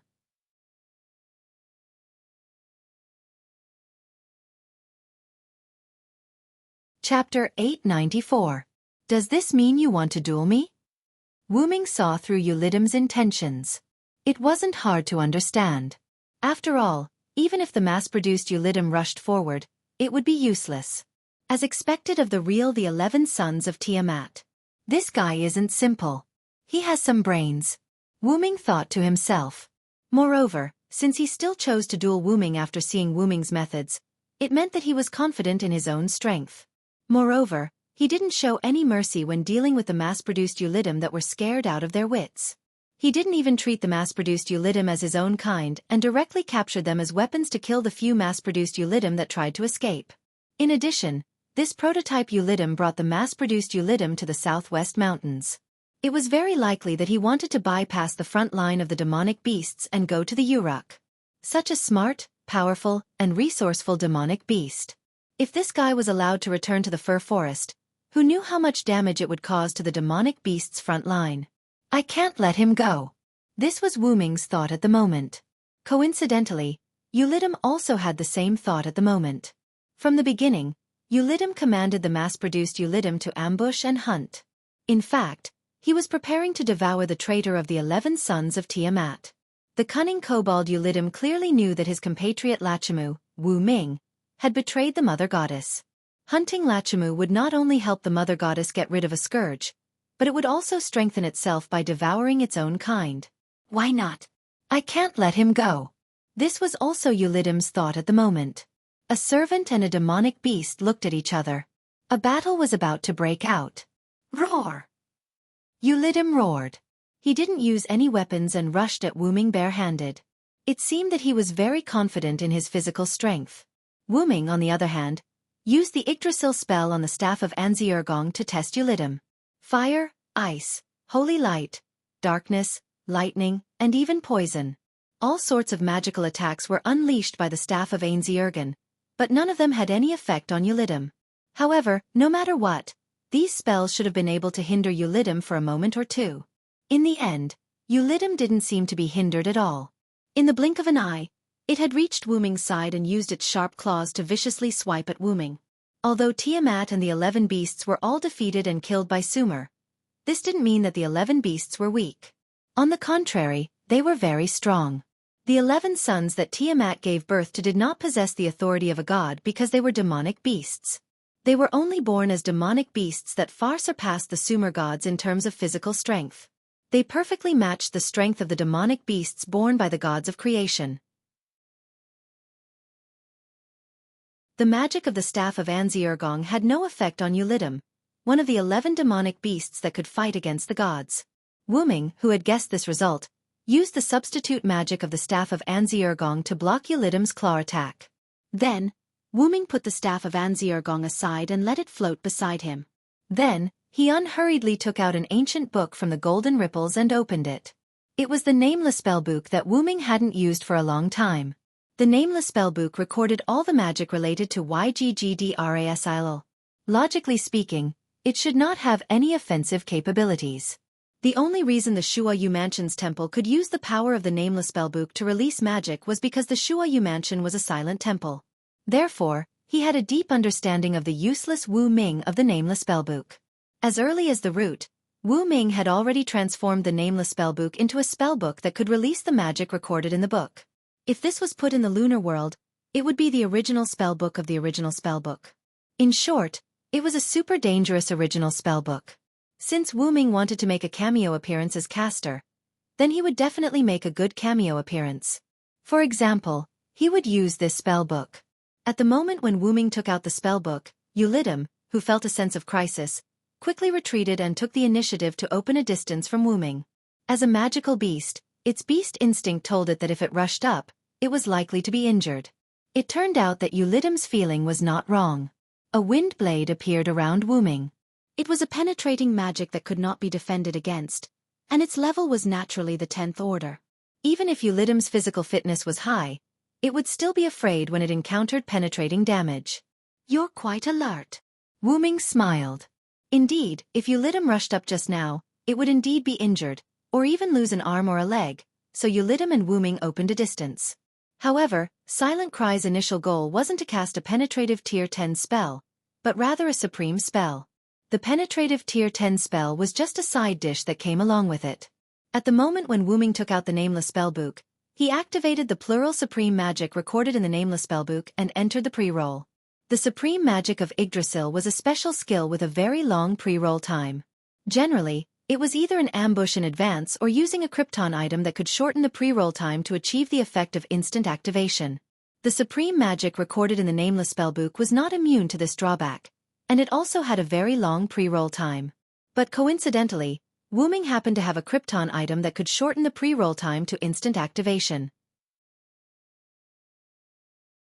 If the kobold Yulidum had rushed up, Wu Ming would have immediately used the Krypton item, and Yulidum would have been covered by the supreme magic in an instant. But because of the penetrating magic surrounding Wu Ming, Yulidum did not rush up to Wu Ming, so Wu Ming did not activate the Krypton item. At the same time, because supreme magic users did not have any attack power when they were pre-roll, Yulidum was not too worried. It was only a little wary because of the penetrating magic surrounding Wu Ming. Simply put, it did not discover the existence of a supreme magic spell. The reason why the 11 magical beasts could not defeat the gods of Sumer was because they did not have the authority of the gods. In the end, they were defeated and killed by the gods who had the authority of the gods. And the plural supreme magic was comparable to the attack of the gods' authority. What Yulidum did not know was that although it had opened a distance from Wu Ming, it was still within the range of the supreme magic spell. Simply put, Yulidum was already half a step into the kingdom of death. Bang!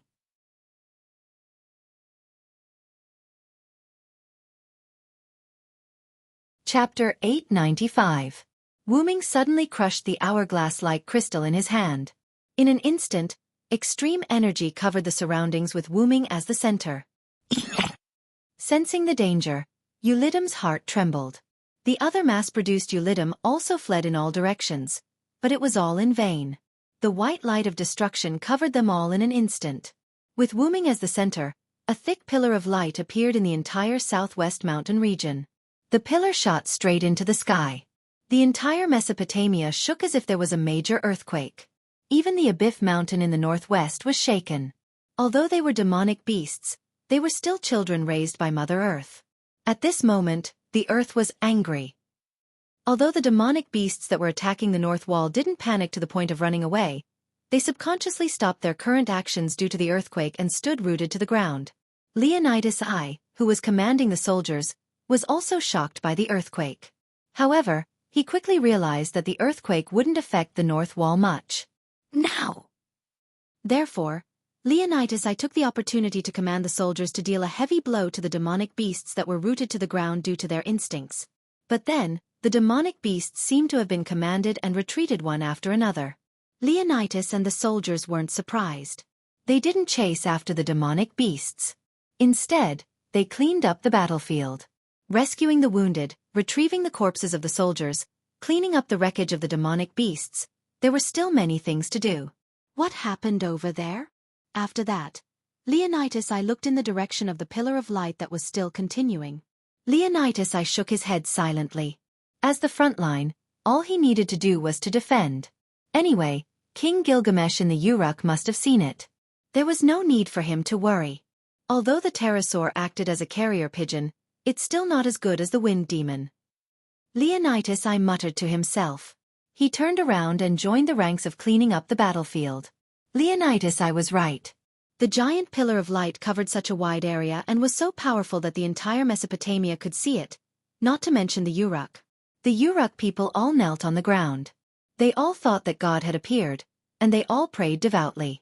At the French skylight at the top of the tower, the sage king Gilgamesh, who had returned from searching for the elixir of immortality for half a year, and the current chief priest Siduri, stood together at the window and looked towards the southwest. Originally, Siduri had rushed over to report the earthquake to Gilgamesh in a panic.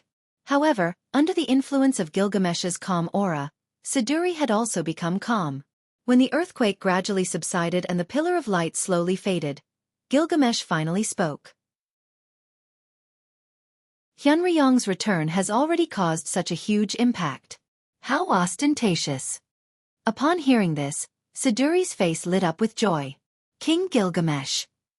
Are you saying that Lord Hyunryong is back? Siduri was still wondering what made King Gilgamesh put aside his work and observe. It turned out that Lord Hyunryong was back. Since Wuming and Gorgon were both injured, Gorgon was seriously injured and returned to his temple to recuperate, and Wuming directly disappeared. The Uruk people fell into a temporary panic. After that, it was Gilgamesh who spoke again to cheer the people up. The people who had not completely separated themselves from the gods naturally fell into a depression once again because of Hyunryong's return to fight against the enemy. The most serious one was Siduri. As a god who sincerely cared for the people of Mesopotamia, Hyunryong's temple was close to the Uruk and he worked for the people. Later on, he almost replaced the idol Ishtar as the Uruk city god. This made Siduri's devotion to Hyunryong surpass that of most other gods. She was even willing to sacrifice her life for Hyunryong. However, Hyunryong sacrificed himself in the process of fighting against the enemy god and disappeared again. How could this not make Siduri's heart not ache? However, as the chief priest, Siduri could not abandon her duties because of heartache and sadness. Perhaps because Gilgamesh noticed that Hyunryong's departure was a big blow to the Uruk, King Gilgamesh made a new speech to cheer up Siduri and even the entire Uruk people and restore their previous extremely optimistic state. However, this did not mean that Siduri would not be sad about Hyunryong's departure. Almost every few days, Siduri would go to the temple abandoned by Hyunryong to pray. Therefore, Siduri was quite excited when she heard the news of Hyunryong's return. Probably Hyunryong wanted to go from the highlands in the southwest to the Uruk, but he encountered Tiamat's 11 magical beasts and fought with them. As Gilgamesh spoke, he returned to the throne behind him, sat down, picked up the clay tablet, and began to deal with various affairs. My king, should I send someone to welcome Lord Xianlong? Greeting the return of a deity that he had devoutly believed in was something that should be done.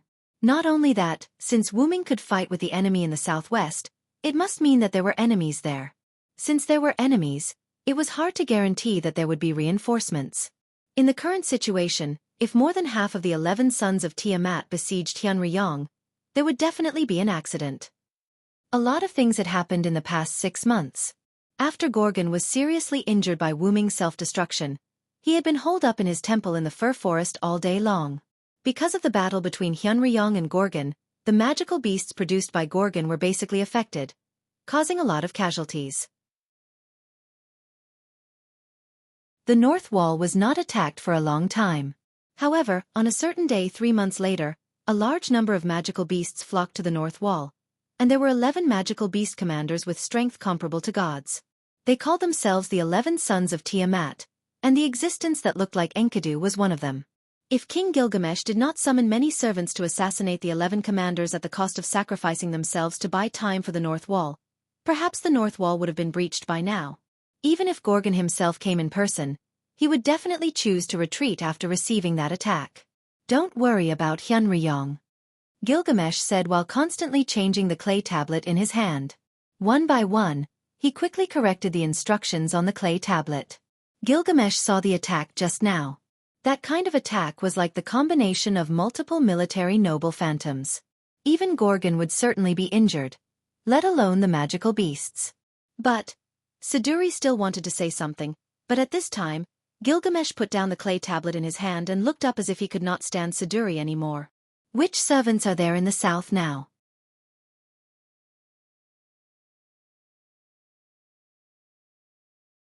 Chapter 896. Siduri's veiled face revealed a hint of joy. Judging from King Gilgamesh's words, did he agree to support and welcome Lord Hyunryong back? Yes, my king. Chaldea has just been sent by my king to the southern jungle to support the feathered serpent god. However, before Siduri could finish her sentence, Gilgamesh instantly interrupted her. Then let Chaldea welcome Hyunryong. Moreover, they have formed a bond with Hyunryong. They are the best candidates. After Gilgamesh finished speaking, he once again picked up the clay tablet with his clawed hand. At this moment, there were still many things waiting for him to deal with in Mesopotamia. He couldn't afford to waste a single second. If he delayed any longer, he wouldn't even have time to sleep. Bond. My king. Are you referring to the matter of the master of Chaldea possessing Lord Hyunryong's scale? Siduri clearly remembered that when Merlin brought Chaldea and her party to the Uruk, when they approached the shrine of Hyunryong in the Uruk, the girl took out the scale because it was hot and was coincidentally discovered by Siduri. After seeing that the scale was connected to the shrine, Siduri reported the matter to King Gilgamesh. According to the master of Chaldea, the scale was a gift from a friend who had helped them in other singularities. It was said that it would be useful in this singularity. Siduri still remembered King Gilgamesh's reaction at that time. After learning about this matter, King Gilgamesh did not seem to care. However, when he met the master of Chaldea, the first thing he asked was to see the hot dragon scale. He was obviously anxious, but he had to show a calm expression. Siduri did not know what to say about King Gilgamesh. After confirming that it was a dragon scale condensed from Hyunryong's magic, Gilgamesh was very happy to give the master of Chaldea and her followers an extraordinary trial. At that time, Siduri wondered if King Gilgamesh wanted to kill Chaldea and her party. After that, it was said that the people in the Chaldea organization were in an uproar. It would be a joke if they died in the hands of their allies after passing through 6 singularities. However, because of this, Chaldea also confirmed that King Gilgamesh was really a former tyrant. In short, a certain person who sounded like a loser to Siduri had a shadow in her heart. In the end, it was King Gilgamesh's court magician, Merlin, who brought Chaldea and her party back. Under the condition of not touching King Gilgamesh's bottom line, he helped Chaldea and her party a little. This allowed Chaldea and her party to barely pass the trial. This king is especially strict with outsiders who suddenly join because the entire Mesopotamia has become extremely dangerous. Although you barely passed, you completed it with the help of Merlin. This is enough to prove that you are not qualified. You should train in the Uruk for a period of time first, bastards. Siduri wanted to complain. It was King Gilgamesh who was interested in Chaldea and her party because King Hyunryong entrusted them with a dragon scale and went overboard. However, what King Gilgamesh said was true. The current situation in Mesopotamia was extremely dangerous. The strengthened demons and the number of demon commanders that still existed not only made the northern wall miserable, but also made Uruk, the rear of the army, constantly vigilant. One of the 11 sons of Tiamat, a 4-legged serpent-type demon known as Wuxia. Half a year ago, when the 11 demon commanders appeared, they led a large number of Wuxia to attack Uruk from underground. Because of the sudden attack, they had to sacrifice a servant called Saber, swordsman, summoned by King Gilgamesh to suppress the demons that attacked from the ground. However, the demonic beast commander who personally led the demonic beasts to attack was also killed. In terms of war losses, neither side gained an advantage. The demonic beasts lost an extremely powerful demonic beast commander, and the human side lost an equally powerful servant. Although there were no more incidents of monsters attacking from underground, Gilgamesh still carried out a defense against the monsters underground. In a very short period of time, he successfully developed a powerful barrier called Nabiston's Tooth and buried it under the Uruk. Not only that, King Gilgamesh also carried out a series of defenses against the sky, the 2 rivers, the Persian Gulf, and even the highlands in the southwest. Even Siduri had to admit that King Gilgamesh was really a genius. But strangely, since the beginning of Wuxia's surprise attack on the Uruk, there were no such monster attacks in the past 6 months. Perhaps they were too cautious, but almost all the monsters attacked from the north. However, King Gilgamesh proposed the possibility of waiting for the humans to relax and then take them down in one fell swoop. Therefore, even if there were no monster attacks, they had to be vigilant in the rear. Therefore, when Gilgamesh said that the master of Chaldea was not qualified, he was not completely looking for an excuse. There was a certain reason behind it. After that, King Gilgamesh arranged the so-called Chaldean embassy for Chaldea's group in the Uruk. He really let them do a variety of things in the Uruk, such as building walls, weeding, feeding livestock, shearing sheep, removing rats in the sewer, and other things that were quite boring but interesting. The significance of this was that Chaldea's master and her followers had successfully integrated into the Uruk. And just yesterday, after Siduri reported the situation of Chaldea's master to King Gilgamesh received information from the Quetzalcoatl through the small pterosaur. A large number of monsters had been discovered in the southern jungles, and there were even signs of monsters coming ashore from the Persian Gulf. However, the monsters had become their own people, and the Quetzalcoatl worked together with Gilgamesh's soldiers to repel them. Although such a situation was rare, monsters would invade from the southwest jungles and the Persian Gulf from time to time. But since it was related to monsters, the Quetzalcoatl would still report it to Gilgamesh. However, Gilgamesh did not pay much attention to it. After all, monsters did try to invade from the south jungles and the Persian Gulf from time to time. Therefore, after realizing that Chaldea's group had enough time to train, Gilgamesh gave them their first mission, which was to support the Quetzalcoatl in the south. However, Gilgamesh understood one thing at this moment. Through the light beam on the southwest plateau today, he could confirm that the monster commanders seemed to be planning something again. However, when he thought about how they had coincidentally bumped into Wuming, Gilgamesh faintly wanted to laugh. This was the so-called coming at the right time.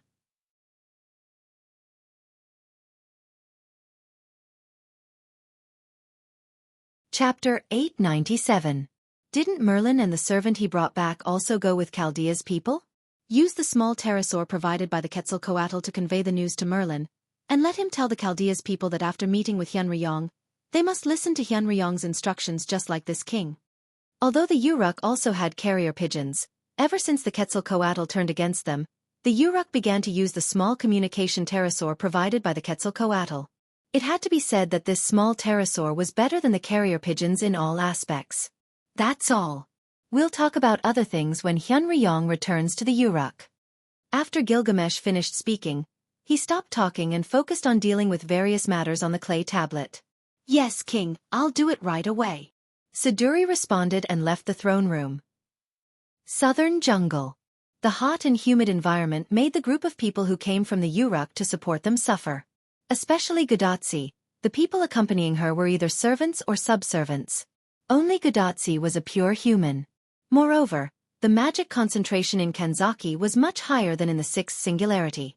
If it weren't for the magic dress specially made for Gudatsi by Leonardo da Vinci, perhaps Gudatsi wouldn't be able to move so freely in this singularity. However, even with the magic dress, the magic atmosphere of Kanzaki and the humid tropical jungle still made Gudatsi breathless. Leopard Man-san, haven't we arrived yet? Matthew, who noticed that his senpai was quite uncomfortable at the moment, asked the servant leading them in front, the god Sama who claimed to be the leopard man but seemed to be a comedic character. As Matthew understood, this servant looked like an older girl wearing a leopard costume. The item on the ground that looked like a spear was more like a large toy than a weapon. Right away, the leopard man, who was defined as a strange servant by Matthew, turned around and smiled at Matthew rather reluctantly. Matthew was already immune to the leopard man's joking because she said this sentence several times. However, Matthew still noticed that the leopard man's expression was slightly depressed at the moment. Leopard Man-san, are you okay? Matthew, who fully displayed his little personality, asked with concern. It's okay. How could the leopard man be frightened by the earthquake just now? Ahahaha. There was no doubt that Miss Leopard Man was frightened. That was what Matthew judged. The appearance of the giant pillar of light caused the earthquake, and at that time, they happened to meet the leopard man outside the jungle who was about to lead them. Because the sudden earthquake was very close to the southern jungle, Gudatsi directly fell to the ground. Matthew barely supported his body to protect Gudatsi, so as to prevent the surrounding trees from collapsing and causing harm to Gudatsi. However, it seemed that the earth and trees in Kanagawa were extremely tough, and there were no signs of trees collapsing or the ground cracking. In the end, the leopard people, who had senses that surpassed that of wild beasts, were the ones who received the most severe effects, to the point of being ridiculously severe. The leopard man was so scared that he buried his head in the ground. Although this ostrich-like behavior was worthy of ridicule, what was more worthy of ridicule was that burying one's head in the ground should be more affected by the earthquake. After all, it was the earth that was shaking. In short, after the earthquake ended for some time, the leopard man pulled his head out of the ground in a daze, and he looked like he was about to leave. After that, when the leopard man led the way for them, he looked like he was trembling with fear. In short, the leopard man at this moment was very unreliable. Matthew, who understood this, sighed helplessly, but even if they didn't know when they would reach their destination, they still had to go on. Thinking of this, Matthew looked at the cloaked girl who followed them silently behind them. The servant who claimed to be Anna. Anna, who was good at using scythes, didn't panic much during the earthquake. She was almost unaffected by the earthquake. It could only be said that even if she was petite and looked weak, she was still worthy of being called a servant. Subconsciously, Matthew felt that he was still immature. As for the leopard man, Matthew subconsciously ignored her. "Miss Anna, do you know where Merlin went?" Matthew asked Anna. Originally, as a court magician, Merlin should have stayed in the Uruk temple to serve King Gilgamesh, but under King Gilgamesh's order, May, as a court magician, and Anna followed Gadotsi and Matthew to the southern jungle. As for why Matthew asked Anna this, it was entirely because Merlin told Anna to remember to protect the two of them during the earthquake and quickly left. "I don't know. Probably he went to the epicenter." Hearing Matthew's question, Anna's purple eyes under the cloak looked at the place where the giant pillar of light appeared before, and no one knew what she was thinking. Seeing this, Matthew also looked at the place where the giant pillar of light appeared before. When Merlin left, he did go in that direction. Probably he really went to investigate the situation. Mr. Merlin is really reliable. Matthew thought so. After that, Matthew saw that Anna didn't answer anymore, so he didn't ask anymore. After all, a good relationship has to be done step by step. On the other side, in the place where the giant pillar of light disappeared, Merlin, unlike Casta, walked quickly in the mountains and jumped to a relatively high mountain. "This is really amazing." Fufu heard the sound of someone wanting to kick someone. Not far from Merlin, there was a huge pit that could be called a basin.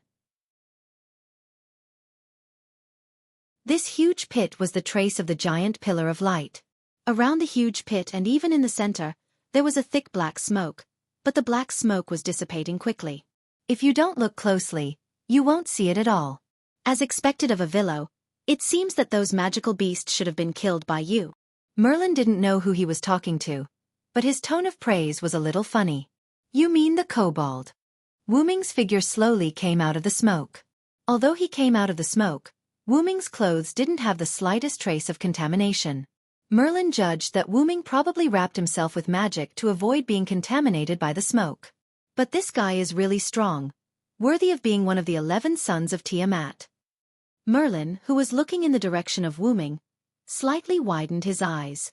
Because behind Wu Ming, a huge kobold body was following Wu Ming. No, it wasn't following Wu Ming.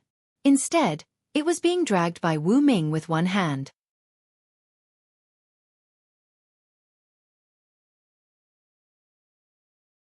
Chapter 898.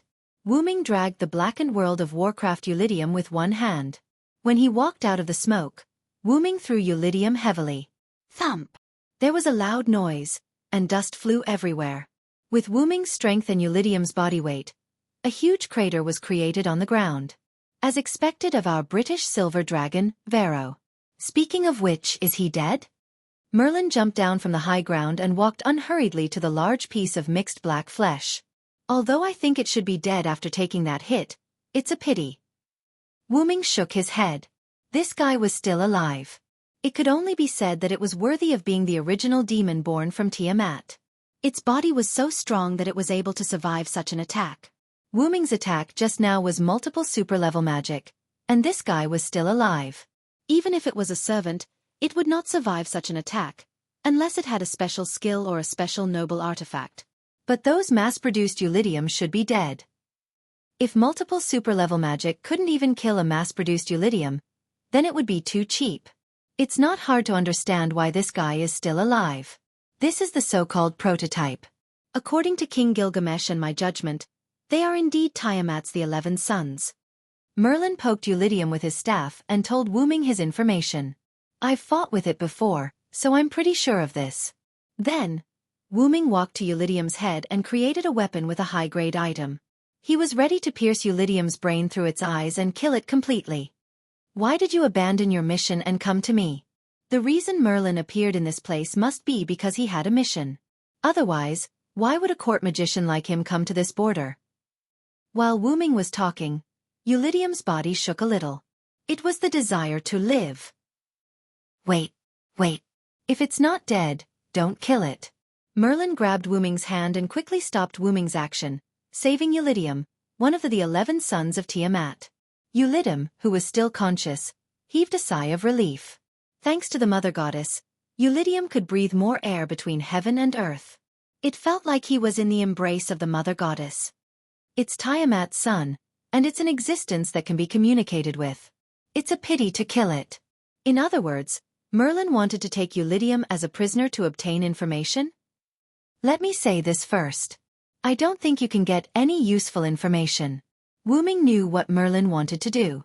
It was nothing more than to use an illusion to obtain information. However, Wu Ming didn't think highly of Merlin, or rather, he didn't think highly of the magical beast. Wu Ming didn't think that this magical beast had any information in its head. The plan of the magical beasts was nothing more than to attack the humans. As the saying goes, counter soldiers with arms, water with an earthware. Silent Wonder wasn't exaggerating. Since Silent Wonder had returned, he wasn't afraid of not being able to stop the attack of the magical beasts, even if it was a strengthened version of the magical beasts. No. Villo. A lot has happened in the 6 months you left Uruk. The magical beasts have undergone earth-shattering changes, and they have caused a very serious impact on this world. At that moment, Merlin didn't care about Eulidium's presence. He told Wu Ming some things. Half a year ago, 11 magical beast commanders who called themselves the 11 Sons of Tiamat appeared. In order to eliminate the magical beast commanders, a magical beast commander attacked the Uruk and killed all his servants. The Sage King summoned new servants and established new defense systems in the sky, rivers, lakes, underground and so on. Although it was just a general description and didn't explain the details, if the audience was Wu Ming, they would definitely understand. Don't think that it's easy for you to defeat Eulidium. This is a magical beast comparable to a god-level servant. Wu Ming was also aware of this fact. Previously, Eulidium had used only his body to resist the multiple supreme-level spells he had cast. Although Eulidium was already half dead, the fact that he could withstand multiple supreme-level spells without dying was enough to prove his strength as a demon commander. Moreover, the servants summoned by King Gilgamesh basically killed a few magical beast commanders at the cost of 2 to 1 or even 3 to 1. That was why Gilgamesh chose to summon new servants. After all, there was a shortage of manpower. It seemed that the Uruk side was able to eliminate the magical beast commander that attacked the Uruk in a suicidal manner. It could be said that they took a big advantage. However, Wu Ming said this. I really didn't mean to underestimate the magical beast commander. He didn't underestimate the magical beast commander. This made Merlin feel very helpless, so Merlin continued to explain. Since the magical beast commander has good wisdom, then we can't treat the magical beasts as beasts. Merlin's implication was that they must treat the other side as a country where soldiers are magical beasts. Since they could capture one of the generals alive, naturally, they couldn't kill it easily. They had to squeeze out the last bit of value before killing it. If this kobold Eulidium knew about this, he would definitely call Merlin a monster. Anyway, I didn't mean to refute you. You can do whatever you want. Shrugging his shoulders, Wu Ming walked to the side and removed the weapon in his hand. The weapon turned into blue magic particles and dissipated.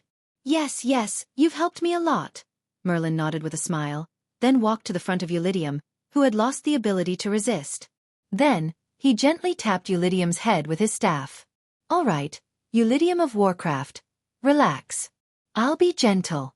I'll take care of you like a dream. Then, Eulidium fell into an illusion that Wu Ming could not see. After about a minute or two, Merlin dispelled the hallucinating spell, and the last trace of Eulidium's life force dissipated. What did you do to it? Wu Ming glanced at the lifeless Eulidium, then looked at Merlin strangely. Ah, nothing, nothing. Merlin laughed proudly, which made Wuming speechless. It had to be said that in comparison, Merlin was even more ruthless than Wuming. Anyway, I've already obtained information about the magical beasts. Then, Merlin quietly looked at Wuming. How about it, Villo? Do you want to hear it? Wuming snapped his fingers in response to Merlin. Pa! The instant he snapped his fingers, Eulydium's corpse instantly burst into flames. Although Eulydium had said that he wanted to eat Wuming, Wuming was not perverted enough to eat Eulydium. However, the sudden burst of flames gave Merlin a fright. Clearly, this was Wuming's answer to Merlin's question. Okay, calm down, I'll tell you now. As the flames burned, Merlin told him the information he had obtained from Eulydium's mind.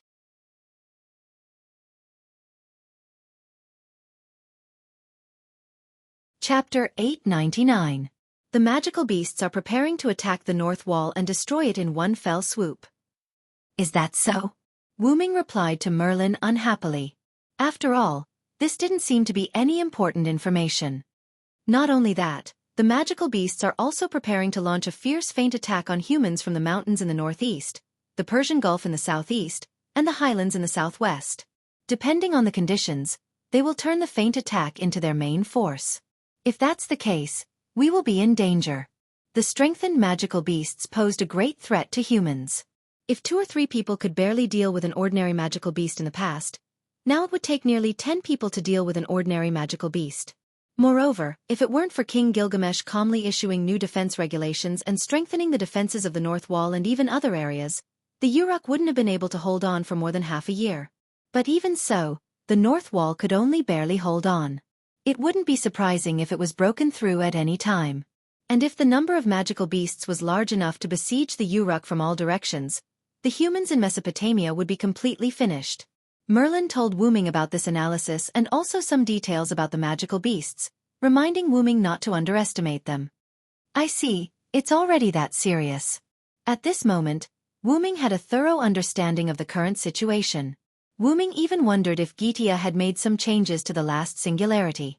Then, Wuming realized a problem. Speaking of which, does the commander of the magical beasts want to break the agreement of the 3 goddesses and include the Quetzalcoatl in the attack? Or has the fact that the Quetzalcoatl changed sides been exposed? The mountains in the southwest were adjacent to the forest of the Quetzalcoatl. Even if they went around the edge of the Uruk, they would still be considered to have stepped into the territory of the Quetzalcoatl. However, if they did so, they would be considered to have crossed the border. Therefore, if they wanted to cross the border and attack the Uruk from the southwest, they would have to face the wrath of the Quetzalcoatl. Although the commander of the beasts was at the level of a deity, the Quetzalcoatl was still one of the 3 goddesses in the alliance, an existence equal to Gorgon. Since they were intelligent, they wouldn't do something so ridiculous. Because the goddess of the underworld is unable to leave the underworld, the magical beast commanders haven't had any designs on her for the time being. I don't know whether the feathered god has been exposed or not, but from Eulydium's memories, the feathered god has indeed been included in their list of targets to be destroyed along with the humans. Through Eulydium's memories, Merlin knew that there would be a new magic beast commander coming to support Eulydium, preparing to annihilate the humans along with the feathered god. As for whether or not the feathered god's betrayal of the 3 goddesses' alliance was exposed, Merlin had no way of knowing. If the feathered god has to face more than 3 magical beast commanders, I'm afraid it will be difficult for the feathered god to deal with them, Merlin judged. The Quetzalcoatl that appeared in this world was only a servant. Even if it was a servant at the level of a god, it was still a clone. When facing the 11 sons of Tiamat, it was inevitable that it would not be able to do much. It's better not to underestimate the feathered god. Wuming did not think that the feathered god, as the main deity of South America, would be weak. Although Wuming used Enkidu to capture the feathered god at that time, if the feathered god had refused, the result would have been unpredictable. The most important thing was that the feathered god's heart was with the humans.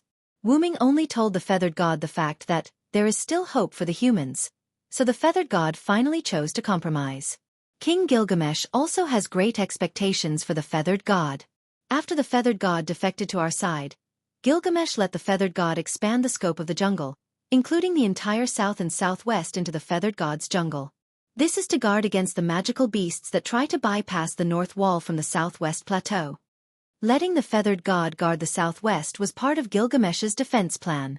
However, it's better to be cautious. The servants on the human side dared to gamble, but the humans could not afford to gamble at the moment. If they failed, it was likely that they would lose everything. I'll go back to Uruk first and see the king. The current situation was not something that Wuming and Merlin could decide. They had to discuss it with Gilgamesh. By the way, why did you come to the remote border? Merlin didn't answer this question from the beginning.